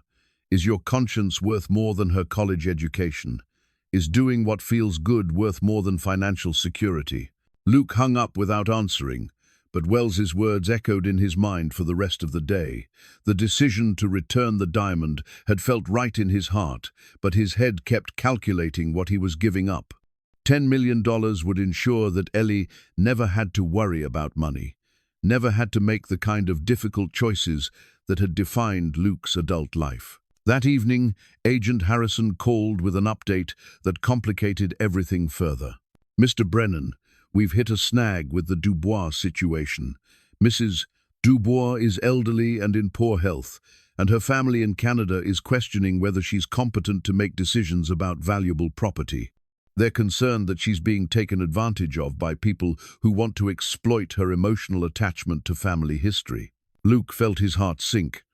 "What does that mean?" "It means that even though you want to return the diamond and she wants to receive it, we may not be legally authorized to complete the transfer. Her family has hired lawyers who are claiming that any agreement she makes regarding the diamond should be reviewed by the courts to ensure she's not being manipulated." Luke understood the family's concerns, but he also realized that legal challenges could delay the return indefinitely. Meanwhile, the corporate pressure would continue, the media attention would intensify, and his family's life would remain in chaos. "There's something else," Harrison continued. "Mrs. Dubois asked me to give you a message. She said to tell you that her father used to say, 'Patience is the final ingredient in every recipe for justice.' She wants you to know that she's been waiting 70 years for this moment, and she can wait a little longer if it means doing everything properly." The message carried a dignity that made Luke's chest tighten with emotion. Isabelle Dubois was facing legal challenges from her own family, questioning of her mental competence, and delays that might prevent her from ever seeing her father's diamond again. Yet she was more concerned with reassuring Luke than with expressing frustration about the obstacles. Tuesday morning brought a development that changed the entire dynamic of their situation. Luke woke to find news vans lined up along Maple Street, but these weren't the local reporters who had been covering the story for the past week. These were network television crews, satellite trucks, and what appeared to be international media representatives. Mrs. Chen knocked on Luke's back door at 7:30, her face flushed with excitement and concern. "Luke, dear, you need to see the morning news. Your story is everywhere." Luke turned on his television to find his house featured prominently on 3 different news channels. The story had apparently been picked up by national media as an example of moral choice in modern America, with commentators debating whether Luke's decision represented admirable principles or foolish idealism. But it was a segment on an international news program that made Luke's heart race. A reporter in Montreal had interviewed Isabelle Dubois in her assisted living facility, and the elderly woman's grace and dignity in explaining her 7-decade search for her father's diamond had captured global attention. "I never expected to see it again," Isabelle said in the interview, her English clear despite her accent. "But this young man in America, this Mr. Brennan, he chooses to give back what belongs to me instead of keeping what could make him rich. This gives me hope that there are still good people in the world." The interviewer had asked about her family's legal challenge to her competence, and Isabelle's response had been delivered with quiet strength. "I have been taking care of myself for 86 years. I think I can decide what to do with my father's diamond." By noon, Luke's phone was ringing constantly with interview requests, book deal offers, and movie production companies interested in their story. He stopped answering calls from numbers he didn't recognize, but the voicemail messages piled up faster than he could delete them. Ellie seemed remarkably unaffected by the chaos surrounding their house. She spent Tuesday afternoon in the backyard, drawing pictures in her dream journal, while reporters and cameras documented their daily life from the street. When Luke asked if the attention bothered her, she looked up from her notebook with her mother's serene expression. "Mama says it's almost over," Ellie reported matter-of-factly. "She says all the noise is because people forgot what's important, but they're starting to remember." That evening, Danny arrived with news that Luke had been dreading. His brother carried a folder full of documents and wore the expression of someone delivering unpleasant but necessary information. "Luke, I've been talking to lawyers about your situation. You need to understand the legal exposure you're creating for yourself." Danny spread contracts and legal analyses across Luke's kitchen table, pointing to sections highlighted in yellow. "If you voluntarily give up the diamond, and it turns out that you had legal right to keep it, you could be liable for damages to Ellie's financial future. If she decides to sue you when she turns 18, claiming that you deprived her of her inheritance, you could lose everything you've worked for." Luke studied the documents, recognizing the validity of Danny's concerns, while also feeling frustrated by their focus on legal liability rather than moral responsibility. "Danny, I understand the risks, but I also understand what's right." "Right? According to who?" Danny's voice carried the edge of someone who had been losing an argument for days. "Luke, you're making decisions based on a 7-year-old's dreams and some old man's guilt from 70 years ago. You're not thinking about the practical realities of your situation." "Maybe the practical realities aren't the most important thing here." Danny stared at his brother as if Luke had announced his intention to join a cult. Luke, $10 million is sitting on the table. $10 million that could solve every problem you've ever had. And you're walking away from it because a French woman you've never met says it belonged to her grandfather. Her father, Luke corrected quietly. Her father, her grandfather, whatever. Luke, this is insane. You're choosing to remain poor when you could choose to be rich. You're choosing uncertainty when you could choose security. And you're making that choice for Ellie too, whether she understands it or not. Luke looked toward his daughter's room, where Ellie was sleeping peacefully, despite the media circus outside their windows. Danny's arguments had merit from a practical standpoint, but they felt wrong in ways that Luke couldn't fully articulate. Danny, what if keeping the diamond would make me rich, but cost me something more important than money? Like what? Like the ability to look my daughter in the eye and tell her that I did the right thing when it mattered most. Wednesday morning brought the news that would force everything to a head. Agent Harrison called with an update that carried both good and bad implications. Mr. Brennan, Mrs. Dubois' competency hearing has been expedited. It's scheduled for Friday morning in Montreal. If the court rules that she's mentally competent to make decisions about her property, we can proceed with the return immediately. If they rule that she's not competent, the diamond could be tied up in legal proceedings for months or years. Luke felt the weight of the decision crystallizing around him. Friday morning would determine whether his choice to return the diamond could be completed quickly or whether he'd be trapped in legal limbo while corporate interests and media attention continued to tear apart his family's life. There's something else, Harrison continued. Mrs. Dubois has requested that you testify at her competency hearing. She wants the court to hear directly from you about your decision to return the diamond and your interactions with her. She believes that your testimony will demonstrate her mental clarity and judgment. Luke realized that his moral choice had evolved into something much larger than a simple decision about returning stolen property.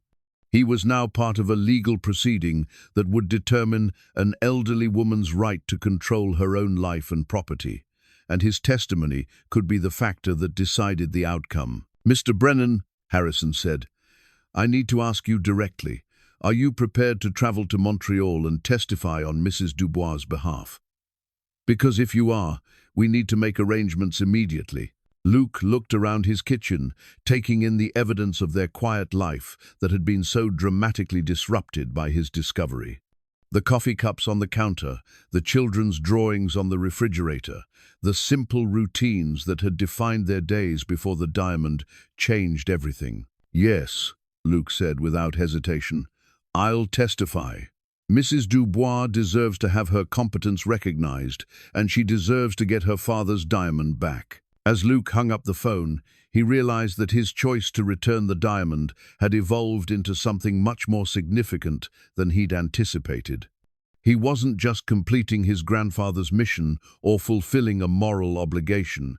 He was taking a public stand for values that seemed increasingly rare in a world dominated by financial considerations. Friday morning in Montreal would be more than a competency hearing.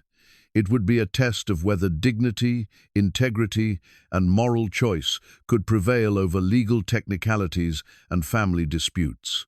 And Luke would be there to ensure that Isabelle Dubois got the chance to reclaim not just her father's diamond, but her right to make her own decisions about the legacy she'd been searching for her entire life. The courthouse steps in Montreal were crowded with reporters, supporters, and curious onlookers when Luke arrived on Friday morning. He had flown up the night before, leaving Ellie with Mrs. Chen and carrying the diamond in a secure case provided by Agent Harrison. The weight of the stone seemed heavier now, freighted with the expectations of everyone who had followed their story. Isabelle Dubois was already there, seated in a wheelchair, not because she couldn't walk, but because her lawyers had insisted on presenting her as frail and potentially vulnerable. Luke could see the frustration in her eyes as she navigated questions from reporters who seemed more interested in the spectacle than the substance of her situation. When Luke approached, Isabelle's face brightened with recognition, despite the fact that they had never met in person. She extended a weathered hand that trembled slightly but gripped his with surprising strength. "Mr. Brennan," she said in accented English that carried decades of dignity, "thank you for coming so far to help an old woman reclaim her past." Luke knelt beside her wheelchair, ignoring the cameras documenting their meeting. "Mrs. Dubois, it's an honor to meet you. And it's not help, it's just returning what was always yours." Isabel studied his face with the intensity of someone who had learned to read character through years of disappointment and betrayal. Whatever she saw seemed to satisfy her because she nodded once and patted his hand with maternal affection. "You have your grandfather's eyes," she said softly.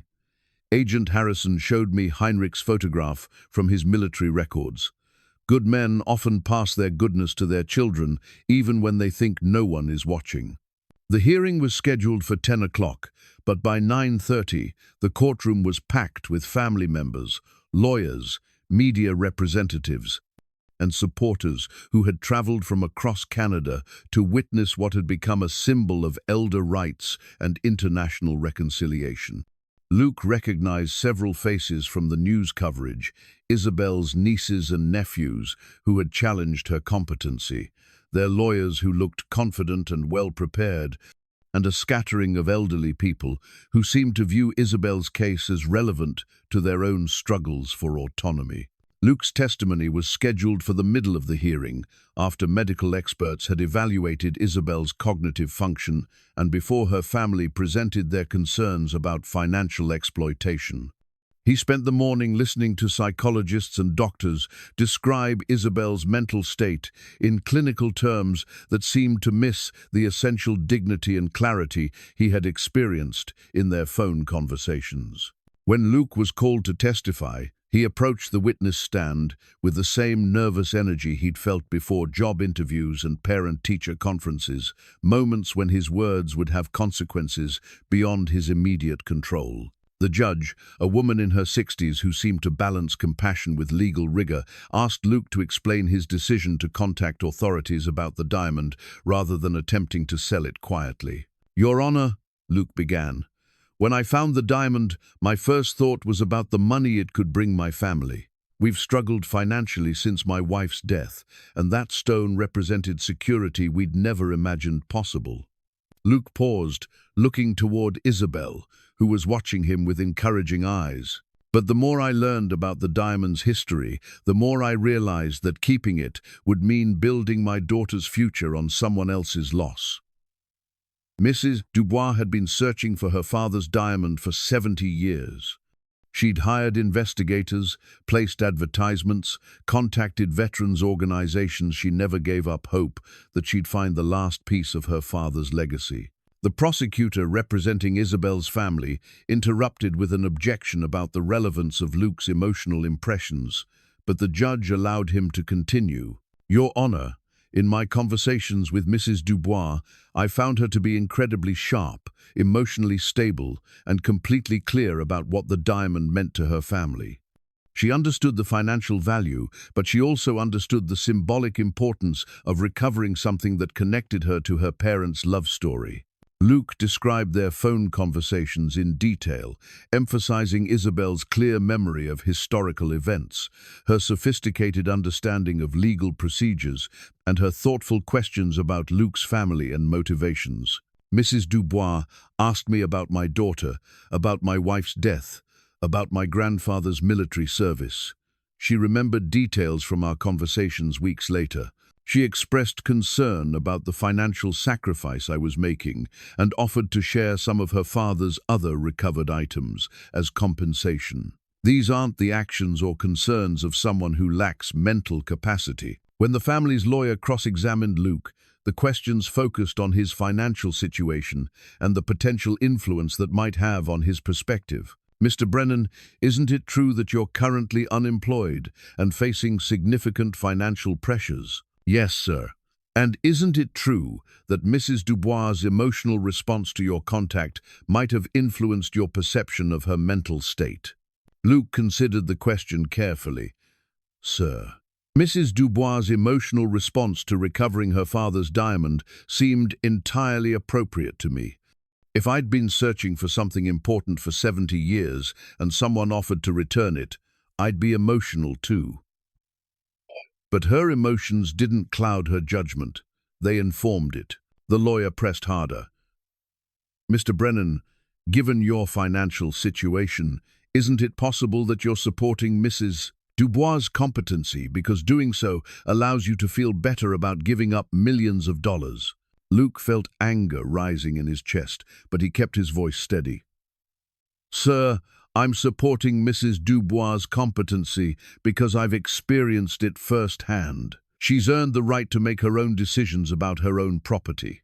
When Isabel took the stand for her own testimony, Luke watched her transform from the frail, elderly woman her family's lawyers had presented into the sharp, determined person he had come to know through their conversations. She answered questions about dates, places, and people with accuracy that surprised even her own family members. She demonstrated understanding of financial concepts, legal procedures, and the implications of her decisions.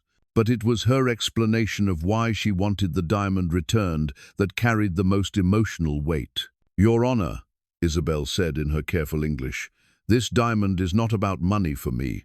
I have lived 86 years, and I do not need millions of dollars to be happy now. But this diamond is the last thing I have from my father's hands, the last piece of the love story he built with my mother before the war destroyed everything. She looked toward Luke, sitting in the gallery, and smiled. Mr. Brennan could have kept this diamond, could have solved all his problems with money, but he chose to give an old woman back her history instead. This is not the action of someone who lacks judgment. This is the action of someone who understands what truly matters in life. Isabel turned back to the judge, her voice strengthening with conviction. I want this diamond back, not because I am being manipulated or because I cannot think clearly. I want it back because it represents the victory of love over theft, of justice over convenience, of human goodness over human greed. I have been waiting 70 years for this moment, and I am completely capable of deciding what it means to me. The hearing recessed for lunch, but Luke barely noticed the food on his plate. He found himself thinking about Ellie, wondering what she was doing with Mrs. Chen, hoping that his decision to travel to Montreal wouldn't create new problems for their already disrupted life. When court reconvened, the judge delivered her ruling with the measured authority of someone who understood the broader implications of her decision. This court finds that Mrs. Isabelle Dubois demonstrates clear mental competency to make decisions regarding her personal property. Her memory is excellent, her reasoning is sound, and her understanding of the consequences of her choices is complete. The concerns raised by her family, while understandable, do not constitute evidence of diminished capacity. Luke felt his heart racing as the judge continued. Furthermore, this court is impressed by the moral clarity demonstrated by Mr. Brennan in choosing to return valuable property to its rightful owner rather than pursuing personal financial gain. His testimony regarding Mrs. Dubois's mental state is credible and compelling. The judge looked directly at Isabel, who was sitting straighter in her wheelchair than she had all day. Mrs. Dubois, this court recognizes your right to reclaim your father's diamond and to make your own decisions about its disposition. The return will proceed as planned. The courtroom erupted in applause, but Luke's attention was focused entirely on Isabel's face. Tears were streaming down her cheeks, but her expression carried a peace that spoke of burdens finally lifted and justice finally served. The ceremony took place in a small room adjacent to the courthouse, with only Agent Harrison, a court clerk, and 2 witnesses present. Luke had expected something formal and bureaucratic, but Isabel had requested privacy for the moment when her father's diamond would finally return to her family after 7 decades of separation. Luke opened the secure case with hands that trembled slightly, revealing the stone that had changed both their lives in ways neither could have anticipated. Under the soft, fluorescent lighting of the court building, the diamond seemed to pulse with captured light, as beautiful and impossible as it had been on that Tuesday morning when Luke first pulled it from the earth. Isabel reached out with both hands, her fingers barely steady enough to accept the weight of the stone. When her skin made contact with the faceted surface, she closed her eyes and breathed deeply, as if she was trying to absorb not just the physical presence of the diamond, but the memories and emotions it represented. "Papa," she whispered in French, her voice so soft that Luke almost missed the word. Then, switching to English, "He is home now." Luke watched Isabel cradle the diamond against her chest, and for a moment he could see past her 86 years to the young woman who had survived war, displacement, and decades of searching. The stone that had represented financial salvation to Luke was clearly something much more profound to Isabel, a connection to family, to love, to a time before loss had defined her life. "Mr. Brennan," Isabel said, looking up from the diamond with eyes that sparkled with unshed tears, "there is something I want to give you." She reached into a small cloth bag that her nurse had been carrying and withdrew an object wrapped in tissue paper. When Luke unwrapped it, he found a simple gold locket, tarnished with age but still beautiful in its understated elegance. "This belonged to my mother," Isabel explained. "My father made it for their first anniversary. It is not worth millions of dollars, but it carries something more valuable than money. It carries the love between two people who built something beautiful together." Luke opened the locket to find two small photographs, faded but still clear enough to show a young couple gazing at each other with obvious affection. The man had the hands of someone who worked with precision and care, while the woman had eyes that reminded Luke of Isabel's determined spirit. "I want you to have this," Isabel continued, "not as payment for returning my father's diamond, but as a reminder that some kinds of wealth can only be shared, never sold." Luke felt his throat tighten as he accepted the locket. The gesture carried more emotional weight than any amount of money could have provided. It was Isabel's way of making him part of her family's story, of ensuring that their connection would outlast the return of the diamond. "Mrs. Dubois, I can't accept something this personal." "You can, and you will," Isabel interrupted, with the gentle firmness of someone who had earned the right to make such decisions. "My parents had something beautiful together, just as you and your wife had something beautiful. Your daughter should grow up knowing that love creates treasures that cannot be stolen, only shared." Agent Harrison completed the official documentation while Luke and Isabel sat together in comfortable silence. The legal transfer was surprisingly simple after all the complications that had preceded it. A few signatures, a court stamp, and the diamond officially belonged to Isabel Dubois once again. "Mr. Brennan," Harrison said as he packed up his paperwork, "I've been investigating art and property crimes for 15 years, and I've never seen anything quite like this case. What you've done today is going to be remembered for a long time." Luke shook his head. "I just returned something that wasn't mine to keep." "You did much more than that," Isabel said firmly. "You proved that there are still people in the world who choose to do what is right instead of what is profitable. You gave an old woman back her history, but you also gave the world back a little faith in human goodness." That evening, Luke flew home to find his neighborhood transformed. The media circus had largely dispersed, but something else had taken its place, a quiet celebration that seemed to emerge organically from the community that had supported his decision. Mrs. Chen had organized a block party, with neighbors contributing food and decorations for what she called a feast to honor honest choices. Ellie ran to Luke as soon as he stepped out of the taxi, launching herself into his arms with the enthusiasm of someone who had missed him far more than their brief separation should have warranted. "Daddy, did you give the pretty stone back to the sad lady?" "I did, sweetheart, and she's not sad anymore." Ellie pulled back to study his face with the serious expression she wore when evaluating adult behavior. "Are you sad that we don't have the pretty stone anymore?" Luke considered the question, taking inventory of his emotions after 2 of the most intense days of his life. He was tired, emotionally drained, and still facing the practical problems that had existed before he'd found the diamond. But sad? No, he wasn't sad. "No, Ellie, I'm not sad. I'm proud." "Mama said you would be proud," Ellie reported matter-of-factly. "She said giving back what doesn't belong to you is how you keep your heart clean." As the evening progressed, Luke found himself surrounded by neighbors who wanted to express their admiration for his choice. Pete Morrison pumped his hand with the enthusiasm of someone congratulating a war hero. The Morales family brought a casserole and a card signed by their extended family. Even people Luke barely knew stopped by to offer words of support and encouragement. But it was a conversation with Harold Chen that provided the perspective Luke needed to understand what had really happened over the past week. "Luke," Harold said as they stood together in Luke's backyard, looking at the spot where the diamond had been buried for 60 years. "You know what you really did with this whole situation?" Luke shook his head, genuinely curious about Harold's perspective. "You reminded all of us that we have choices," Harold said simply. "Every day, we make decisions about what kind of people we want to be, what kind of community we want to live in, what kind of world we want to leave for our children.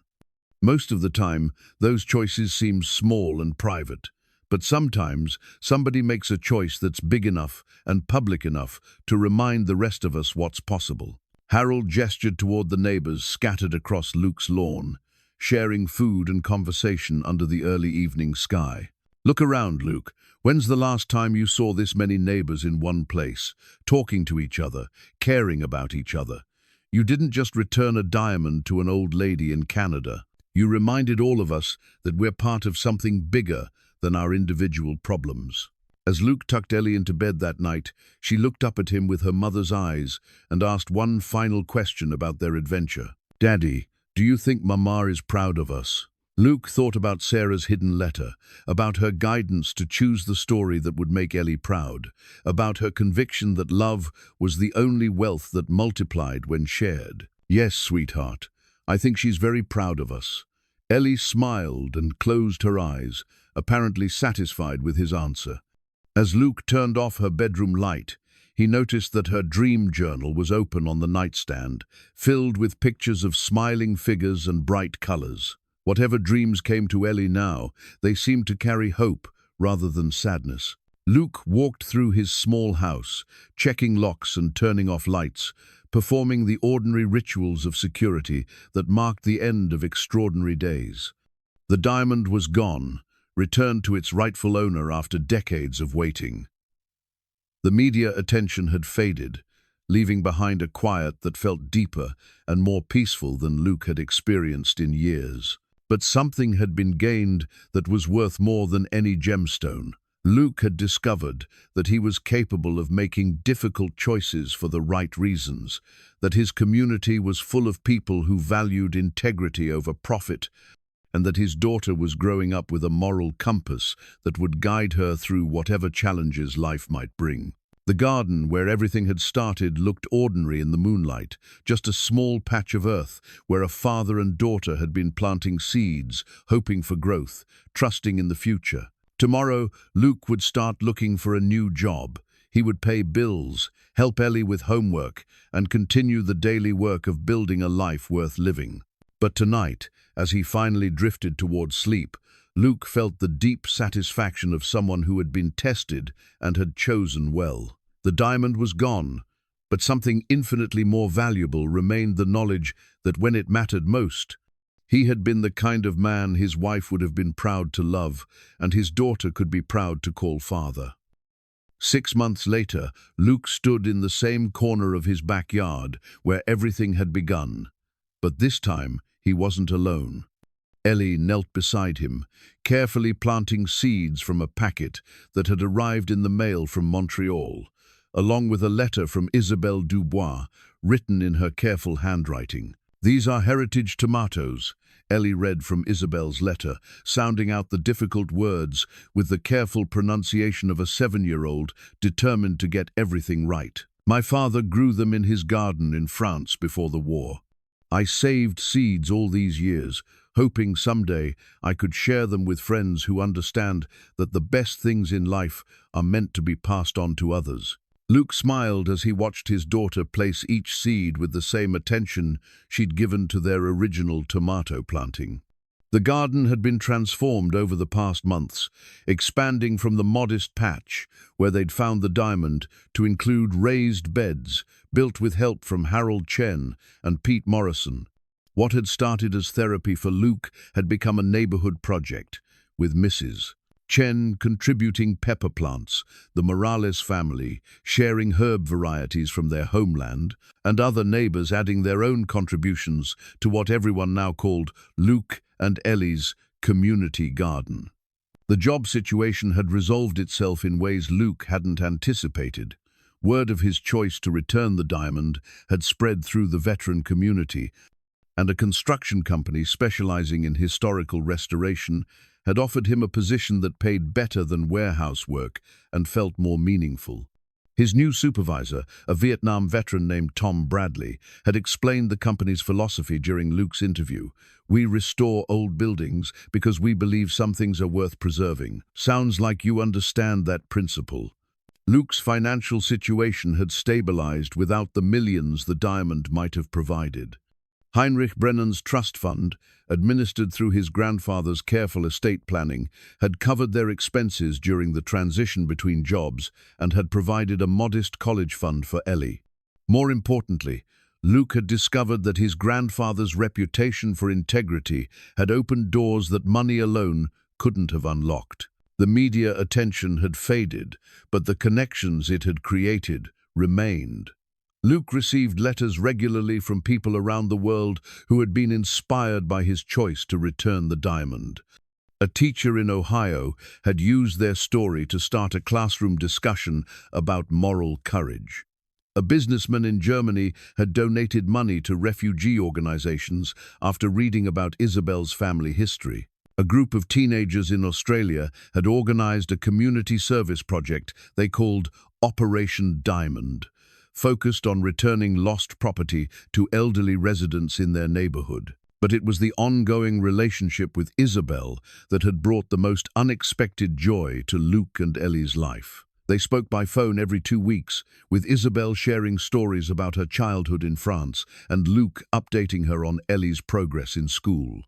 Isabel had become the grandmother Ellie had never known, offering advice about everything from homework troubles to friendship challenges.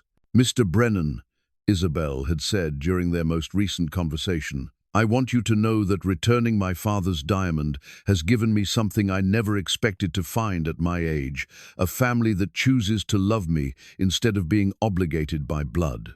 The diamond itself had found a final resting place that honored both its history and its symbolism.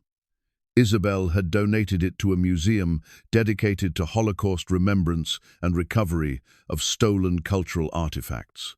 The display included the full story of the diamond's journey, from Henri Dubois' workshop in France, to Samuel Reeves's guilty conscience, to Heinrich Brennan's decades-long mission, to Luke's choice to return what wasn't his to keep. Luke had attended the dedication ceremony, bringing Ellie to see the culmination of their unexpected adventure. The diamond sat in a place of honor, surrounded by information about wartime theft of cultural property and the ongoing efforts to return stolen artifacts to their rightful owners. But what had moved Luke most was a simple placard beside the diamond that read, "Donated by Isabelle Dubois and returned by Luke Brennan," proving that some treasures gain value when they are shared rather than kept. Ellie had stood in front of the display for a long time, studying the diamond that had once sat on their kitchen table. When Luke asked what she was thinking, she had looked up at him with her mother's thoughtful expression. "It looks happier here," she had said simply, "like it finally found where it was supposed to be." The dreams about Sarah had gradually faded as Ellie's life found new rhythms and purposes, but they hadn't disappeared entirely. Occasionally, Ellie would report a brief visit from Mama, usually carrying messages of encouragement about Luke's parenting or approval of decisions they'd made together. Luke had stopped questioning the reality of these dreams, accepting them as part of the mystery of love that transcends physical presence. As they finished planting Isabel's heritage tomato seeds, Ellie looked up at her father with dirt on her hands and satisfaction in her expression. "Daddy, do you think the seeds will grow into something special?" Luke considered the question, thinking about all the ways their lives had grown and changed since that Tuesday morning when his shovel had struck something hard in the earth. The financial security he'd once worried about had been replaced by something more sustainable, meaningful work, community connections, and the deep satisfaction of choices made for the right reasons.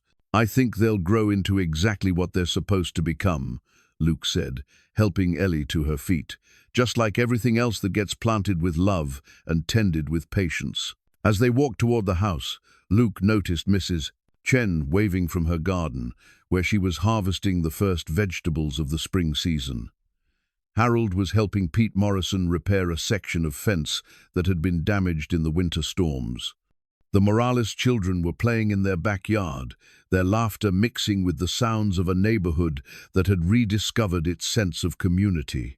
That evening, as Luke helped Ellie with her homework at the kitchen table where the diamond had once sat, she looked up from her math worksheet with a question that seemed to come from nowhere. "Daddy, are we rich?" Luke paused in his review of her multiplication problems, considering how to answer a question that might have multiple meanings. "What do you think, sweetheart?" Ellie looked around their small kitchen, taking in the evidence of their life together, her artwork on the refrigerator, the herbs growing on the windowsill, the comfortable chaos of a home where people were loved and cared for. "I think we're the right kind of rich," she said finally, "the kind that makes you happy instead of worried." Luke smiled and returned to checking her math, struck once again by his daughter's ability to understand complex ideas with simple clarity. She was right, of course. They were rich in ways that couldn't be measured in bank statements or investment portfolios, rich in community connections, family love, moral clarity, and the deep satisfaction that came from choosing principles over profit when it mattered most. Later that night, Luke sat on his back porch looking out at the garden where their adventure had begun and ended. The spot where the diamond had been buried for 60 years now held tomato plants that would eventually produce fruit, connecting their family to Isabelle's memories of her father's garden in France. Luke thought about his grandfather Heinrich, whose careful planning had orchestrated a moment of moral choice across 3 generations. He thought about Samuel Reeves, whose guilt had preserved a treasure until it could be returned to its rightful owner. He thought about Sarah, whose wisdom had guided him toward decisions that honored love over money. And he thought about Isabel, whose grace and dignity had transformed what could have been a legal dispute into a story of international friendship and family connection. The garden that had given them an impossible treasure had ultimately provided something far more valuable, the discovery that ordinary people were capable of extraordinary choices when they trusted their hearts over their fears. Luke and Ellie had planted seeds of integrity in their community, and those seeds were growing into connections and possibilities that would enrich their neighborhood for years to come. As Luke finally headed inside, he paused to look at the moon shining down on their small backyard. Tomorrow would bring new challenges, new opportunities to choose between easy and right, new chances to model for Ellie, the kind of person he wanted her to become. But tonight, he felt the deep peace that comes from knowing that when it mattered most, he had chosen well. The diamond was gone, returned to where it belonged. But the real treasure, the love between father and daughter, the connections that bound community together, the satisfaction of moral courage in action, remained, growing stronger with each season of careful tending. Luke smiled and turned off the porch light, ready for whatever seeds the future might bring.